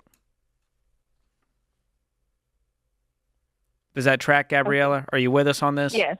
We Yes, we I are am. Team Gabriella, and so we Okay, want you to thank you. win. And that's going to mean you have, if you count up all your debt, and if you want to get out of the lease, you can look at the early buyout amount and see if that's going to be worth it for you to do now. Otherwise, you turn the car in, and then you need to go get another car. But don't just get Yeah. another lease. Okay. It's the most expensive way to get a vehicle, and dealerships love it because they make the most money off of these leases. Okay, so no more leasing. No more leasing. Buy your next car with cash, which is going to be tough. When is the lease up? In about 2 more years. Okay. Yeah, I would look at the early buyout. I would just kind of do some research in that. But then in the meantime, between now and 2 years, be saving some cash, knowing that you're going to have to replace this car. But I would take, this 10 grand, Gabriella, I would pay off the bedroom set. And then be looking at the 18 that you'll probably have to take a loan out for the remainder of that RV after you sell it. Okay. So I shouldn't give it back to the bank and then let them sell it and then me pay the difference? You're saying to have the RV repossessed? Yes. I wouldn't do that. No, I wouldn't do that because I would go on your credit. I would just find a private sale, list it, sell it yourself, get as much as you can for it, obviously, and then you'll have to have a loan for the difference, and then you'll be working your way out of that. Oh, okay. Yeah. I wish we had better news. The good news is you make great money. You make 6 figures. We've seen bigger, scarier numbers than this. Yep. But it's the hurt and shame and guilt and baggage and, oh my gosh, I'm so stupid. You got to just pick yourself up and go, listen, that doesn't define me. Yeah. I'm going to make different decisions And going Gabriella, forward. is it just you? Are you single, kids? Yes, it's just me and my 2 girls. Okay, so you do have 2 girls. Okay, how old are they? I have a 9-year-old and a 3-year-old. Okay, so sweet. That's so great. Okay, so what you're probably going to be doing, where you can work extra, and even if it's, at night online or something, like if there's like something that you can do to find that extra money. But with this 133, I would act like I would tighten everything up, and give yourself a goal to say I'm going to act like I make $70,000 a year or whatever it is, and then find that difference to have an end point to say, okay, I could be completely debt free, be done with all of this, and start fresh, not owing anyone anything, and start this whole process. I'm like, that you could do this in 18 months, Gabriella. If you really focused and did this, the car lease, kind of hangs in the balance of what you decide there. But being able to have no payments and this income going to you and your girls and you guys keeping all of it, that's the goal we want for you. Have you been through Financial Peace University?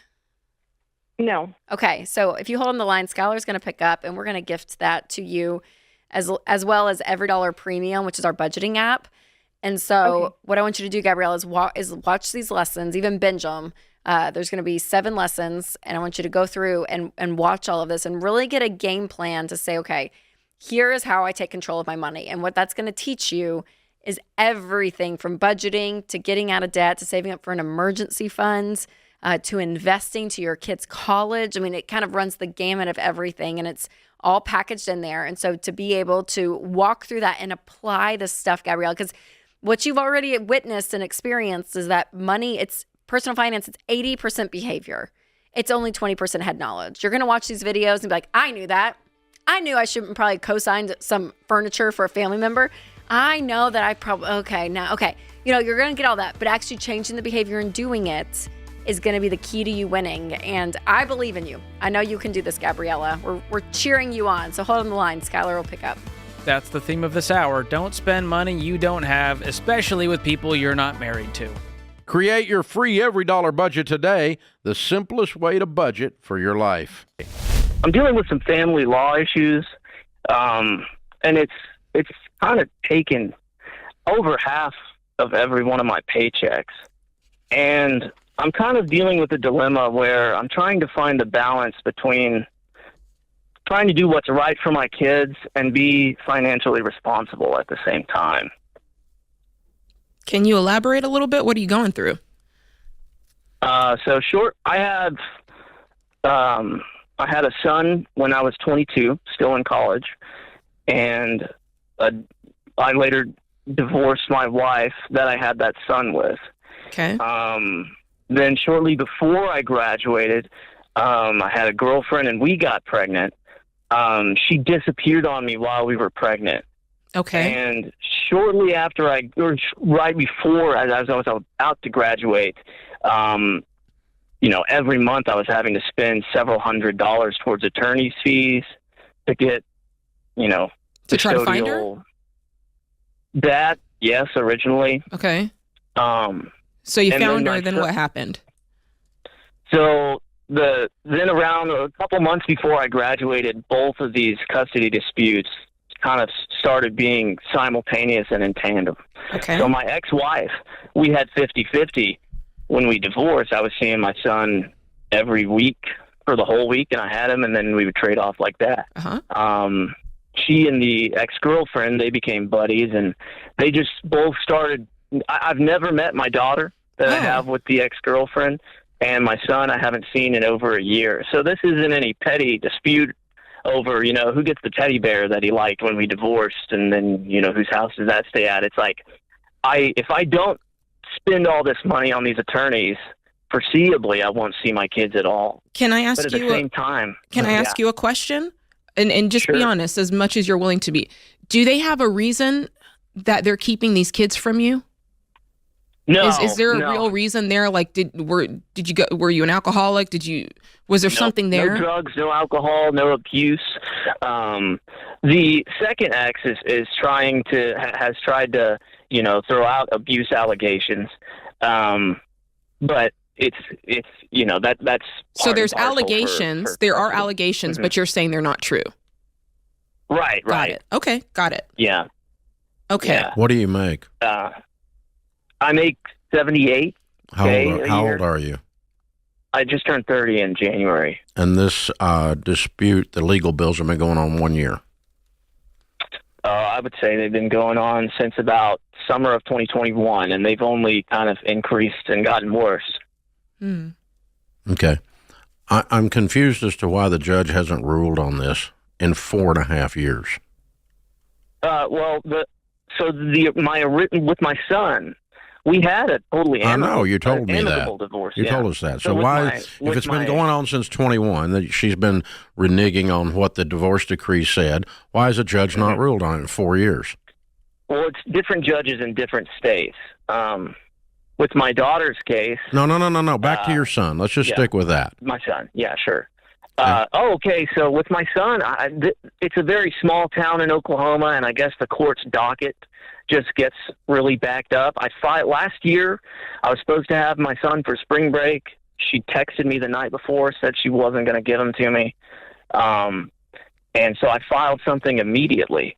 I got a lawyer. We showed up to a hearing in May of last year, and they kind of ran the clock on that hearing to where we weren't really done with it.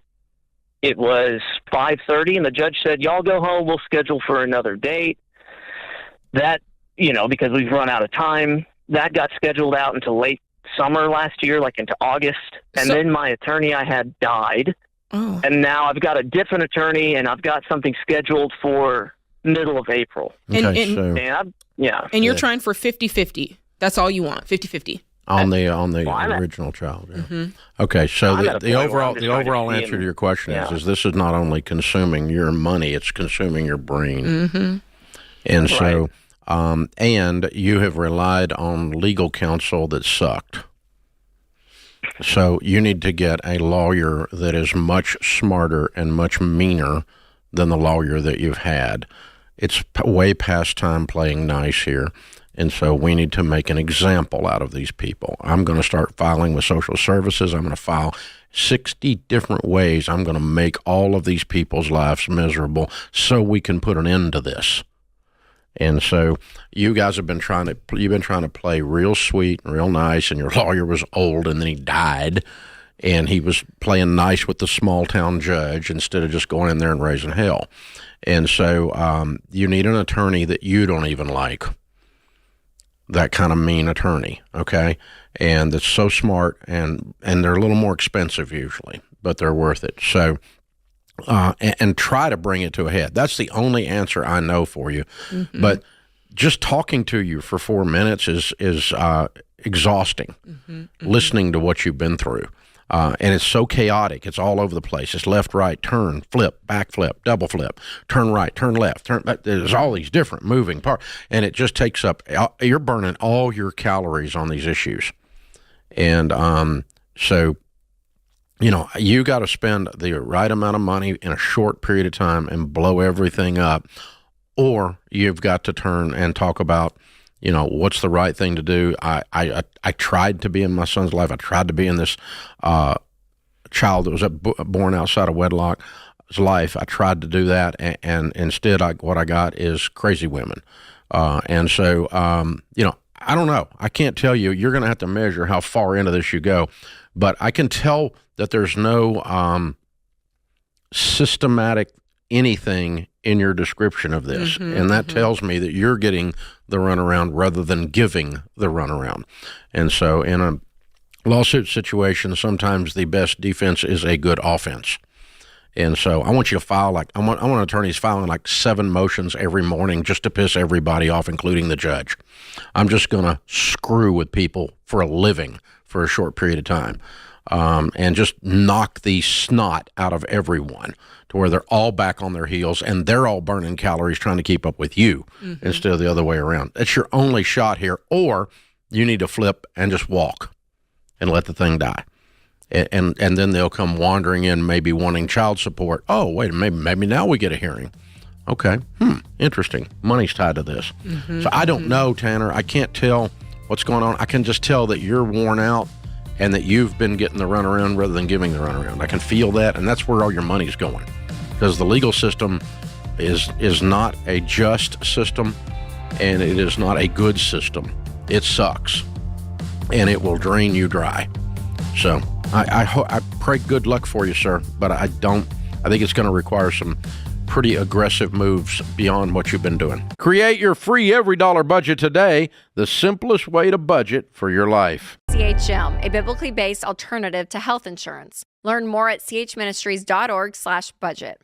So my wife and I, we're in our mid-30s, and we are so close to baby step 7, we can feel it. But we have one small hurdle that we got to jump over to get there, and differing opinions kind of on how to resolve it, and hoping to get some advice, and maybe you guys can break a tie for us. Perfect. Can't wait. What is it? What's going on? All right. So we've knocked out all of our debt using the baby steps. We paid off about $350,000 worth over about 2.5 years. Wow. $350,000 you guys paid off? Yeah. Well, not all paid off. We sold stuff. I mean, we had everything under the sun. Wow. Boats, well done. Automobiles and campers, and I don't even like camping. So all we have left now is our primary home, and we do have a vacation home. And what we want to do is sell our primary home and move into the vacation home, which we like better anyways. And basically the net proceeds from selling our main house will pay off our vacation home, which will become our primary residence. Wow, great. The problem, so we're ready to go. The problem is I bought the vacation home prior to our marriage, and I unfortunately bought it from a friend. He's carrying the note. And when I kind of brought up to him, excited that, hey, I'm going to have a big check for you, he kind of pushed back, and, he's kind of saying he wants to spread his capital gains tax over the 10-year note that we'd agreed upon at the 4% interest rate, and kind of just, park his money in that investment. So my question is, how do I do this? I don't want to burn a friendship. My wife wants me to just slap a check on his desk, but she doesn't have to play golf with him on Saturday morning. So I'm not really sure how to approach this conversation without, so he basically, he basically kept the mortgage in his name, and you just pay him the mortgage payment, and he pays for it. No, we did it all legit. We went through a title and escrow company, and we drafted up a purchase agreement. And basically, it's just a loan from him. Basically, I did a 20% down payment with him, and I do pay him, basically as the bank. But I am on the title, the deed, all that stuff. Okay. So it is your home. Correct. I mean, yeah, it's your home, and he's just the bank, is what that is. Just seller financing. Yes. Correct. And I wish I didn't do this because now I'm in this situation. But yeah, basically when I brought up to him that, I owe him about $500,000 and, I have the ability, once we sell this primary home, to pay him off. But he just doesn't sound very excited about it. He wants to just go per the terms of our agreement, pay it off over 10 years so he can, expense that capital gains over the 10 years rather than. Has he actually talked to a tax pro to see if this loan repayment counts as income? Well, he said that was for. Yeah, so, it does because he has to pay tax on the interest portion of it, I think. And then, on the principal, he's, it's capital gains rate, I believe, because it was paid off, for him. Yes. So to answer your question, yes, he said he talked to a CPA, and basically if I pay it off, he will have to pay capital gains on the proceeds. Yes. Is there anything in the contract that you signed with him that would prohibit you from just paying it off? And that's the issue. There's not. I've read over it 100 times, and it's like legally and all that. I can, go pay it off.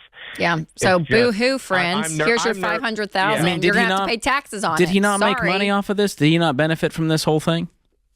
No, yeah, he's going to make a lot of money off of it. He bought it 25 years ago, so he's going to make quite a bit. I guess my worry is that I'm either going to upset my wife or my friend, right? Because it's like she or wants your to life, have it done. Dustin, or your life. You guys have freaking paid off $350,000 in that. Like, you guys are on a plan together for your life, and you did this side deal with a friend, and your life has changed, and your priorities and your goals have changed, and so.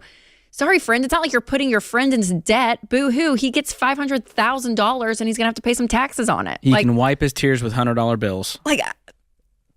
Sorry, dude. Right. And I'm being very insensitive. If I were you, I would feel much worse because it is a good friend. I don't have a lot of empathy for the friend. I mean, yeah, Dustin, the writing's on the wall. You have to do what's best for you and your family. It'd be very unwise to make an unwise financial decision for you and your family because of the feelings of a friend. And so I guess that's just going to be a hard conversation I need to have with him and say, listen, this is 100%. And I think you can give him some time and say, hey, I'm not doing this tomorrow. Our goal is to do this in 12 months or whatever the goal is for you guys when you sell your primary home, all of that. Like if you can kind of map out a timeline, give him some time and space and just say, hey, yeah, this isn't happening tomorrow, but it will be happening in the next year. And I looked over the agreement that we signed, and I'm sorry, I know it's not ideal in your situation, but this is our values and our priorities with our families to be completely debt free, and yeah, this is what we're deciding to do. And again, Dustin, you're not completely screwing the guy. It's you know what I mean? Hey, I'm not paying you the debt back. Yeah, sorry. Yeah, that's the thing. He's a little older, and that was part of it too. Is he's like, well, and he gave me a great interest rate at 4%. He's like, well, I can kind of guarantee to make my 4% on that money. And he, like I say, he's a little older. In reality, he can just go park that in a high yield and make that. That was kind of the point I was trying to bring up to him. And he just didn't seem jazzed about it. And it put me in a weird situation where I'm like, man, I don't want to burn a friendship with a guy that I've had a long friendship with, but at the same time, it's not matching up with the goals. Well, and I'll be honest too, if you're a friend, I'm trying to put myself in his position, right? If I ever was in that deal. And I had a young guy come to me and be like, oh my gosh, we're able to get out of this deal because we have the cash, we have the money, we're so excited, we're going to be debt free. You would hope that it doesn't burn a friendship, that in fact he celebrates with you. And you know what I mean? Which I know this way of thinking is different to celebrate being debt free. And be thankful a friend paid me back, which is very rare in today's world. And the other thing, Dustin, is that when he loaned you this money, the relationship already changed. It turned into a business partnership transaction, and it moved away from friendship. And so this is what happens with friendships. So the truth is, if you pay it off and he decides to not be your friend, was he really your friend? Yes, George. You know what I mean? There's a piece of it, though. I know what you're saying. I know what you're saying. It I would never the relationship. burn a friendship over them paying me back. Yeah, that's it. So that's what I'm saying. If he really, Dustin, is not your friend anymore after this, then to George's point, then he's looking to make money off of you. You know what I mean? It feels weird if he is going to cut ties with you as a friend because of this move. That's weird.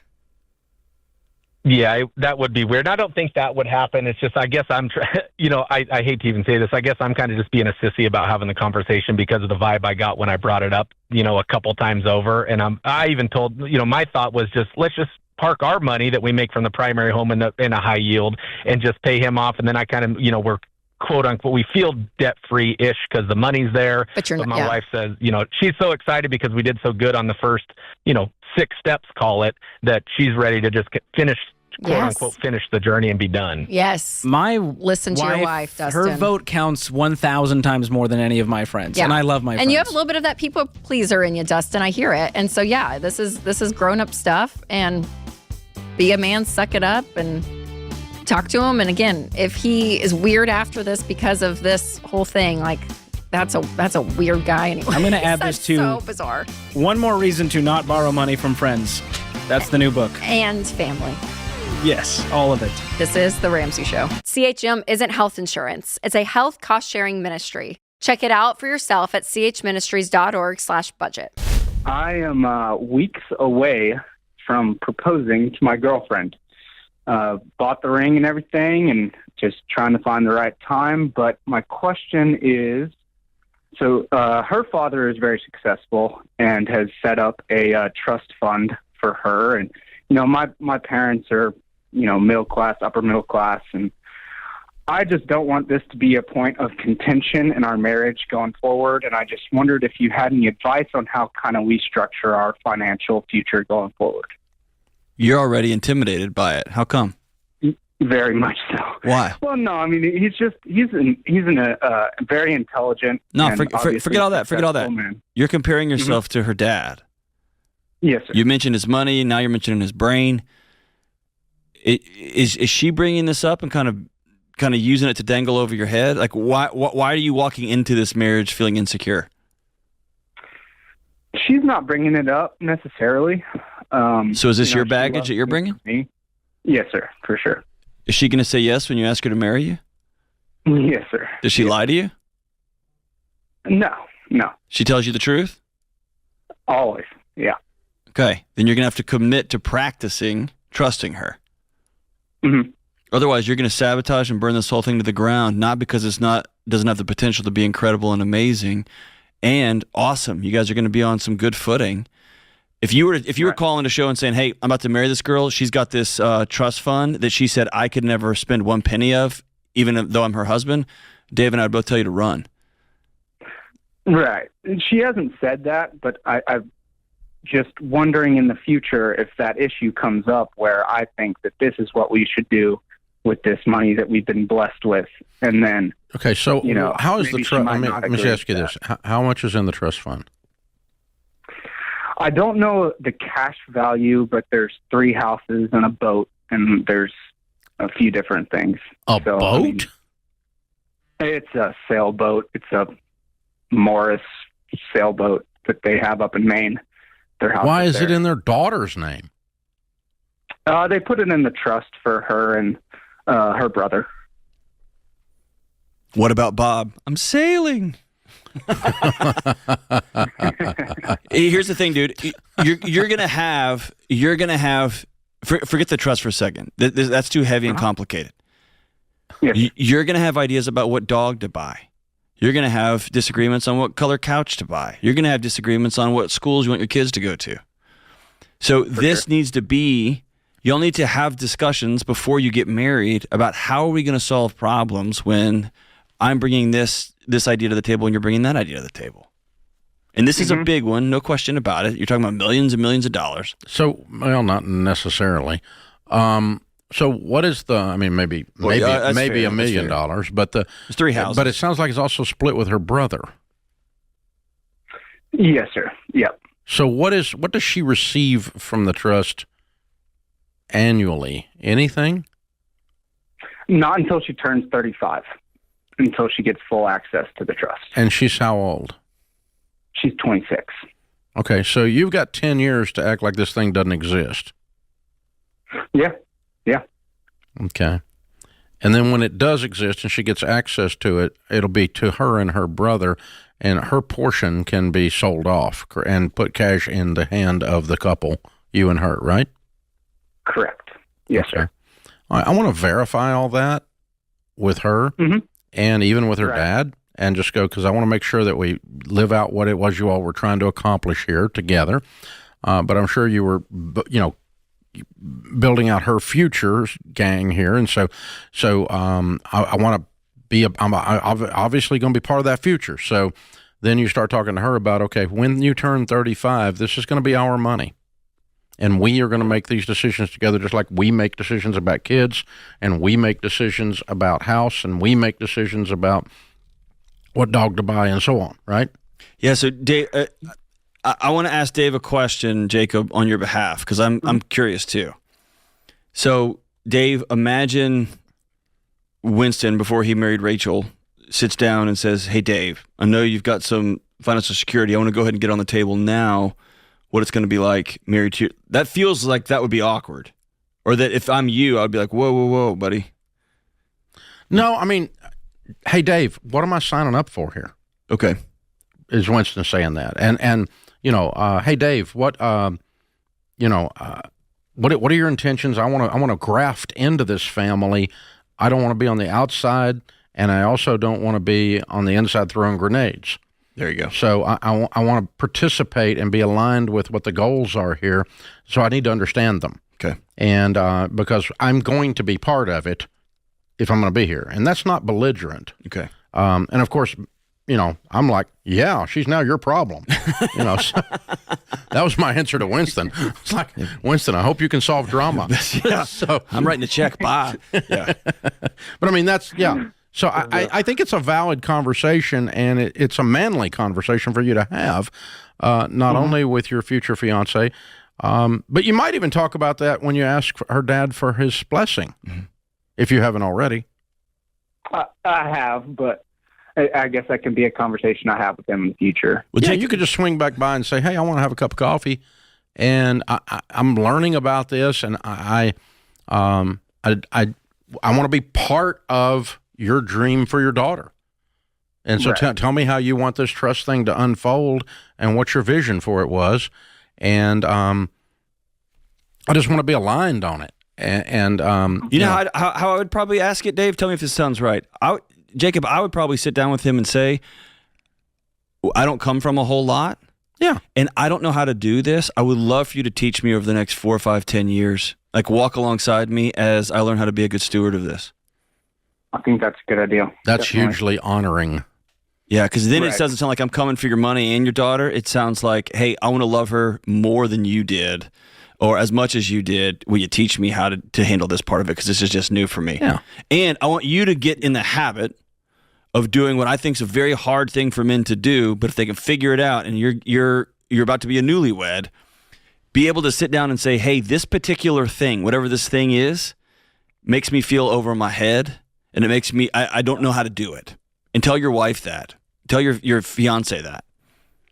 Okay? Right, Being able to say, for me saying to my wife, hey, we're headed to your house where there's goats and horses and I grew up in the city. I feel over my skis here. And so when I ask questions, like, no, I'm not trying to make fun of you. I just don't know what I'm doing here. I'm nervous to be on this farm. And that was my situation. But being able to say that and put that on the table, man, that clears the air, and it clears a lot of drama and actually brings you closer together. You got a cow phobia? I just didn't know what I didn't know. A goat phobia. I got a horse phobia. I don't like animals bigger than me. No, I've always had a thing about it. Interesting. No wonder you're worried about George's I'm clumsy. No, you're worried about George's camel. Well, he comes walking in here on a camel. It freaks me out. Create your free every dollar budget today, the simplest way to budget for your life. So I want to know I'm not nuts. You called the wrong two guys for that one. My husband Go for it. I think, one of the biggest gaslighters I know. And so, there was a few years ago, I was started questioning because he came up, our 20th anniversary was 3 years ago. And he had withdrawn, we have a joint checking, and then my checking. So we see both. So we see what's going in and out and whatever. Anyway, and so in the joint checking, most of the money that we get collectively goes in there. And I started thinking, it doesn't grow. Like it stayed at $28,000, $29,000, $30,000 consistently. And I'm like, okay. So then on our anniversary 3 years ago, he pulled $4,000 And I said, hey, what'd you do? And he's like, oh, I knew you'd notice that. Oh, we have an anniversary coming up. So our anniversary gets here, and he has a key with a boat float and brings me to the pier and says, here, honey, I bought you a boat for our anniversary. And I'm like, oh, wow. So I assume this is a bass boat. It's a 28-foot cabin cruiser at the harbor in a slip. Are you a boating gal?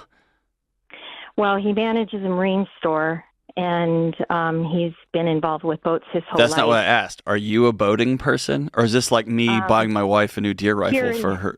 Here and there. You know, we go kayaking and whatever, and it's like, gosh, it always would be nice. You know, I've always said it'd be nice to have like a putz around boat. So you got a $4,000 down payment, a big bunch of payments on a 28-foot cruiser. What's the story? Now, how can we help you? Cash stashed. I found out that he had hidden $15,000 hidden money, because I thought, where did this money come from? And I started going through the closet thinking, I'm going to find it. He's got money hidden in here somewhere. And I found 15 grand a year later. In cash? He used 15 in cash. So he's been hiding and being deceitful with cash. Why? And I don't know. Did you ask him? I confronted him finally, and I said, what the heck's going on?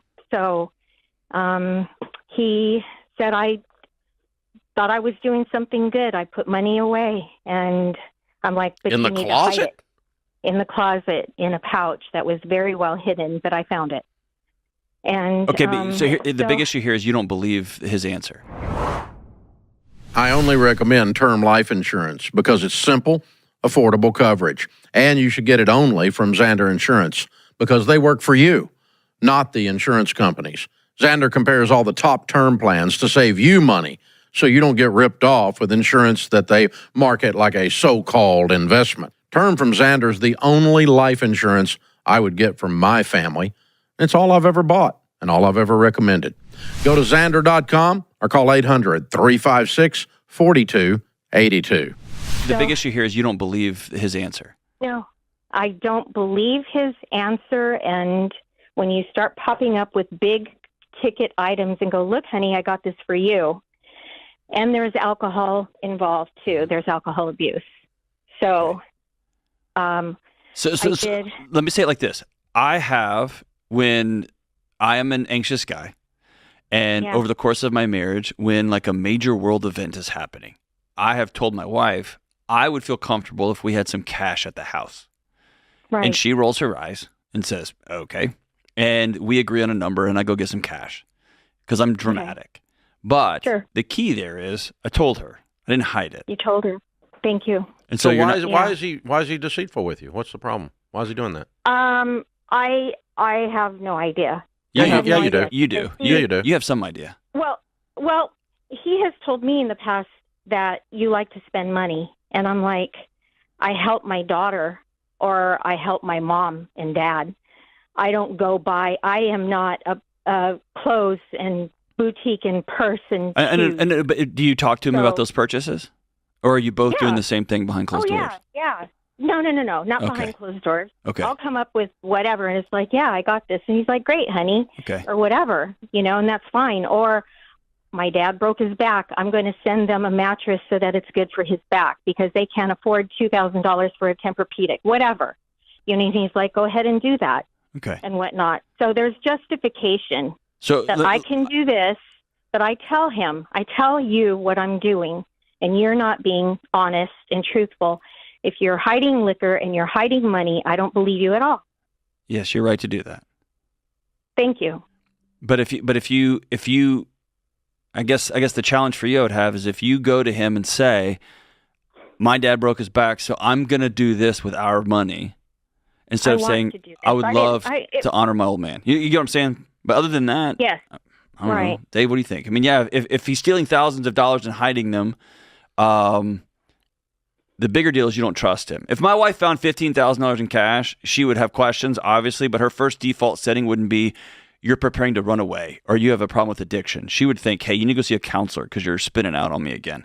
But it would not, but your default is to, I don't trust this guy and he's doing something nefarious, which like me and Dave both said, other things are going on, right? Right. Then what makes you not trust yourself?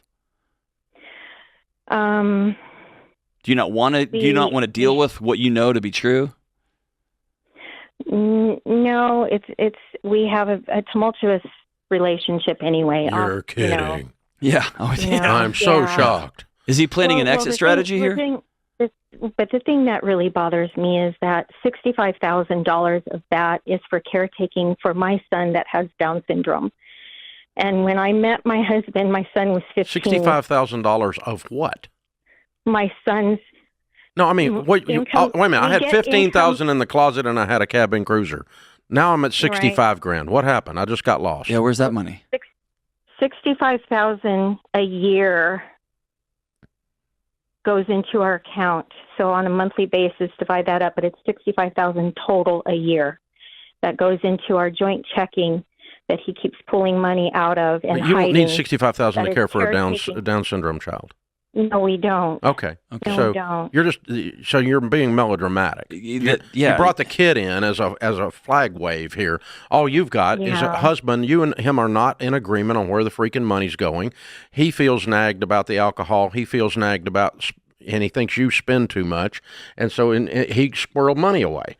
So you guys need to sit down with a good marriage counselor and decide if you're going to go forward. If you're going to go forward, and I think you should, then what you're going to do is you're going to quit all these side deals, both of you. Right. You're going to have one freaking account, and both of you are going to do one budget, and you're both going to be in agreement on everything that goes out of this house.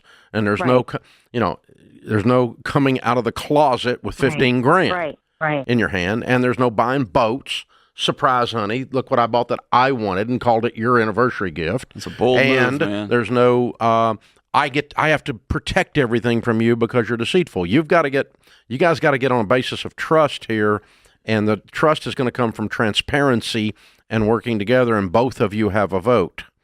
And that's going to come in a marriage counselor's office. If you don't do that, you're probably divorced within a year. Amen. If anyone depends on your income, you need affordable term life. Never cash value insurance. Visit Xander.com today for quotes. Brought to you by the EveryDollar app. Start budgeting for free today. I was actually calling because my husband is very obsessed with you in a good way, and big on living like no one else, so later we can live like no one else. I've always admired and appreciated the dedication, but lately it's kind of taken an extreme turn and seems to be taking a toll on his mental health and quite honestly, mine as well lately. So my question is, how do you suggest finding a balance between financial responsibility and unhealthy fixation? Well, we need Dr. John Deloney, I think. I don't think I'm qualified for this. I don't know. I mean, what in the world? How is his mental health slipping because he's extremely focused on a goal? That usually has the opposite effect of not mental health problems. I understand. Exactly. So it just seems to be the only thing that he can really think about. And it seems like he sees that we're in his mind, he thinks that our financial situation is like way worse, or we're not where we should be in life right now, even though, in my opinion, I think that we're, in a good place. Okay. How long have y'all been working on this? Probably recently, like the last 2 or 3 years. So for 3 years, he's been super intense. Pretty intense. And what about you? She's tired. Yeah. It has really been, like, I don't want to seem like I'm, like, ungrateful for his dedication and all the effort that he puts into it, but it starts to kind of make me feel like, should I be worried? Even though I don't feel like we should be. Okay, so the two of you sit down and do a budget following our stuff, right? We are on the EveryDollar budget. Okay, so when you guys sit down and do that, it's not a hopeful, yay, rah, we're making progress. Instead, it's a doom scroll. Hey, sorry for the interruption. This is important. No one likes to think about dying, but one day your family will have to deal with everything you leave behind. So the question is, will it be easy or a total nightmare? That's where Knockbox comes in. Knockbox is a kit with 15 categories and clear instructions that give your family an organized plan, so they're not sifting through old paperwork and guessing passwords and dealing with lawyers. So leave your family memories instead of a mess. Grab your Knockbox kit today at knockbox.com/Ramsey for the best discount available. That's knockbox.com/Ramsey. Instead, it's a doom scroll? It's more of like we should be doing more. He feels like he's not doing enough. What? Give me an example. What he feels like? I mean, like you're like you guys working your way out of like debt? I want to buy some food, and he's like, no, you can't have food. Well, not to that extreme, but like if we do want to go out to dinner, it is still like, oh, we got to tighten up. We don't have any car payments. We don't have any credit card debt. We don't have any student loans. We've got over $100,000 in retirement. What is it? What is it? Wait a minute. I'm sorry. Do you know what baby step you're on? I do not. Okay, so you're really not plugged into all this stuff. You're just watching him do it. It's gotten to the point where it's like I kind of dread talking about it. So are y'all it's out of only debt thing we except talk your about. house? Yes, And do you have an emergency fund of 3 to 6 months of expenses? we do. Okay, then that puts you on baby steps, what we call 4, 5, and 6, which means you should move from, we teach that you, and if he listens this intently, he should know this, that you should move from intense to intentionality in baby steps 4, 5, and 6. 4 is we're putting 15% of our income away for retirement. 5 is we're addressing kids' college. And 6 is if we have any other money after we live our life, then we put that towards the mortgage because we want to get the mortgage paid off in the next 5 to 10 years. That is not intense. We teach and live like no one else. Don't go out to eat. Don't go on vacation in the first 3 baby steps. And that's getting out of debt and having an emergency fund, not counting the house. And you're past that. You should have moved from not going out to eat to going out to eat in your budget with no guilt. Yeah. That's our teaching. Okay, so what we're saying is you guys got past the emergency stuff of getting out of debt in the emergency fund, and he refuses to take his foot off the gas. Yes. Okay. And he's obsessing over every little thing, and it's spinning him out, is what it's doing. It really is. It's stressing him out more than giving him freedom. Yeah. Yeah. Yes. Which is such an interesting, we talked about this on another show last week together, how money becomes an idol for so many people. And some people, it's the chase of more, nicer. But on the flip side, it becomes an idol in this case where you're so obsessed with it in a negative way that it's like literally eating into the quality of your life because it's all you're thinking about. And that's not how it should be. Yeah. There should be a lot more freedom. And so there's something in him. Yeah, at the baby that step that you're on, he's doing it wrong. If he's that obsessed with our show and with what Dave Ramsey and Rachel Cruz teaches, we don't teach what he's doing. We tell you to be intentional. I don't want you being wasteful and this, but it's not intense. Okay, the intensity is no going out to eat, beans and rice and beans, no vacation till you get yourself out of debt and accept the house, baby step 2, and finish your emergency fund. You told me you've done that, right? Correct. Okay. So now we're just saving for retirement, kids' college, and we're working to get the house paid off. And that is intentional. That's the stage you move up in car with cash. That's the stage you buy a new couch if you need one with cash. That's the stage you go on a decent vacation with cash. That's the stage that you go out to eat in your every dollar budget. All of those things should be in your every dollar budget, and there should be room for them. What's your household income, Georgia? Around 150 together combined. Yeah. So you make plenty of money to become millionaires and to change your family tree and do the things I just said in that last series of sentences. So I agree. Okay. So,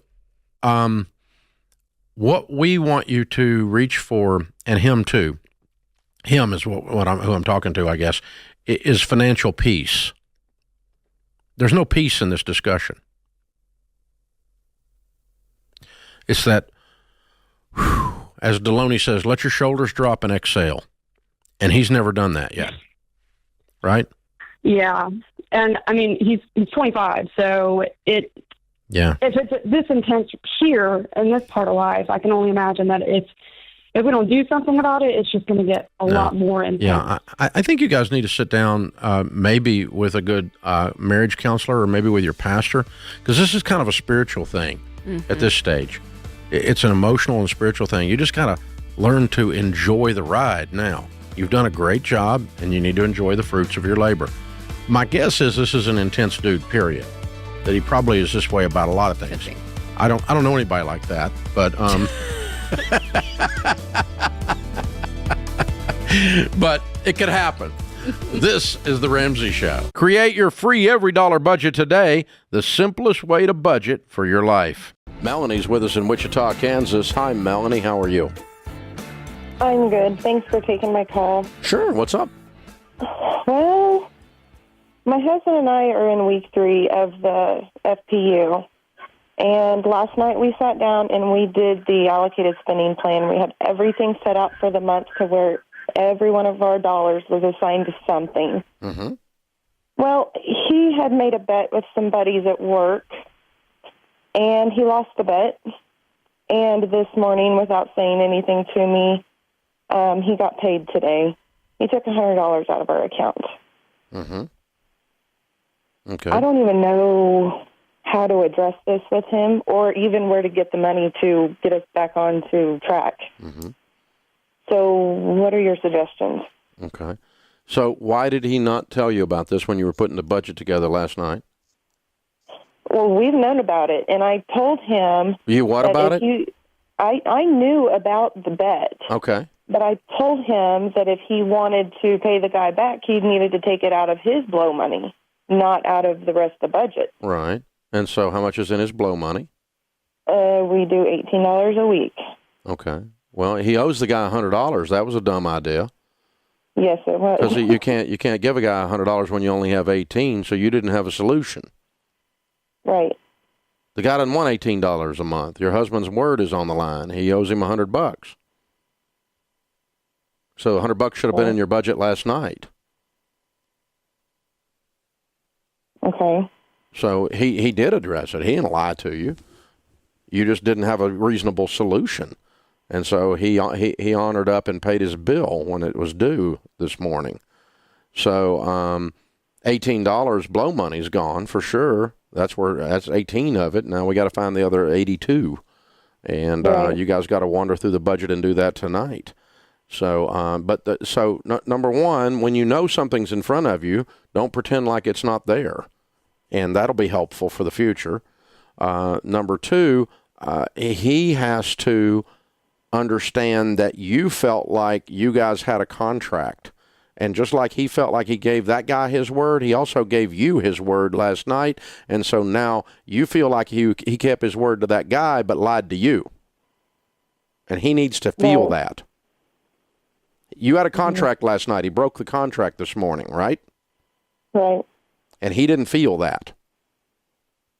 And that pissed you off, and I don't blame you. Okay? So you guys, that's the point. When we agree on something on this paper, it's a pinky swear and a spit shake, and we do not change it without both of us coming back and agreeing to change it. And so what he should have done when he left the table last night, he should have already had the $100 worked out, and you should have too, in the budget, so that the guy was paid what he was owed the next day. And don't make any more stupid bets at work. You're trying to get out of debt.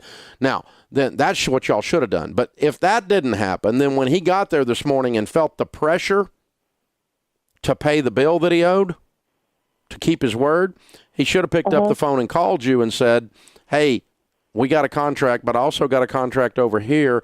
We got to work this out. I'm not okay with us doing this $18 every paycheck or something. I need to pay this guy, and we need to work it out. And y'all talk it through on the phone and adjust the contract. Does that make sense? Mm-hmm. Kind of like if you get to the grocery store or you get to the gas station and there's no gas and there's no gas in the envelope, you got to get home because y'all screwed up your budget, right? Then you got to call him and go, I got to get home, so I'm taking a little bit out of our food money because I got to get some gas money in the car, and we got to adjust the budget tonight. And I wanted to tell you ahead of time so you don't feel like I broke my word to you when we get home tonight, because that budget becomes a contract where you all trust each other that we're joining hands and walking out of this, and that's why you're calling me, because that made you mad when he broke his word, right? Yeah, it did. Yeah, I don't blame you. But y'all set it up to where you put him in a box, and he's going to break his word to somebody this morning. It was just a matter of who. And and I don't like what he did, but I also don't like what y'all did last night that put him in a box where he didn't have choices. So if y'all had handled it last night, it wouldn't have been there, because he knew he was going to face this morning when he got to work. He knew he had to look at that guy and go, I owe the guy $100. Now, am I going to welch on the bet? No, you're not going to do that. You're going to pay your bill. And because that's what guys do when we do stuff like this. And it may be too, Melanie. What I'm describing may be a kind of a guy thing. I don't know if ladies act that way or not. But when two guys make a deal like that, it's like a blood oath, you know. And his honor was on the line this morning. Is where y'all put him. You follow me? So yeah. I'm not taking up for him because he dissed you in the process. But you got to understand, he was under extreme guy pressure. Honor, his integrity was on the line. And that's why he did that. He might not have done it if it was something else. He might not have done it if he's just buying himself a candy bar or buying himself something for $100. He might not have done it. But the good news is you guys get to learn this real early in your budgeting together process, which this is your first day doing it, your first week doing it.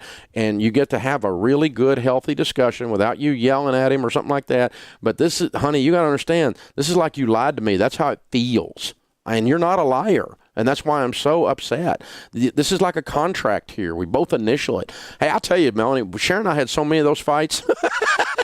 We about killed each other. We got to where we had to initial the corner of the budget like it was a contract, because we wanted to make have emotional surety that we both understood how serious sticking to our word was. And I have been on the phone, standing in Sam's Club going, honey, there's something on sale here I'd like to get. It's not like I'm a wuss and I have to ask my wife permission to go to the bathroom or something. That's not the case. But I had made a promise to my wife called a budget. And I wasn't going to break my promise to my wife.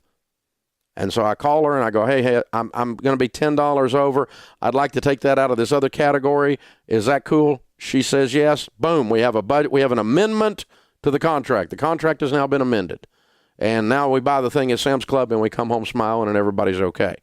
But I did not just come home and go, look what I did, which I used to do. And that's just disastrous right there. So, yeah, this is really tense day for you. It's been hard on him emotionally, too, because he had to decide who he was going to break his word to, if he understood that he gave his word last night. But after tonight, he'll understand if you explain it to him clearly that this budget is a contract between the two of you. And when you start treating it that way, man, you guys are going to do so good. You're gonna call me back going, this changed my marriage. This changed our communication level. It changed how we look at the future. It changed our view on everything. I mean, it's amazing. Marriage counselors use this very budget technique to cause couples to work together on life when they're struggling at getting along, because it creates unity. Because when you agree on your spending and you keep your word to each other and you communicate heavily, you're agreeing on your life. And so I completely understand why you're upset, and I would be upset if I were in your shoes too. But understand, you put him, the two of you, his not dealing with it last night's wimpy on his part. But the two of you boxed him into a corner last night, and this morning he walked right through the paint. He painted into the corner, and he took his wet shoes right through the middle of it. And that's what's happened here. So I'm really glad it's only $100, and I'm really glad you knew about it ahead of time, sorta. And I'm really glad that you're ticked about it, and you guys are going to have a good discussion about it, because this is going to be a thing you point back to 10 years later, and you go, that was the day, that was the week we changed our life right there. So this is going to be great as long as y'all talk it through and come to solid agreement on this is a contract from this point forward. Very cool stuff. Good call. Good call. That's normal stuff happening there. And this is how you work through it. This is the Dave Ramsey Show. Hey guys, thanks for watching. If you enjoyed this video, click the subscribe button to get the latest content and check out these other great clips from the show.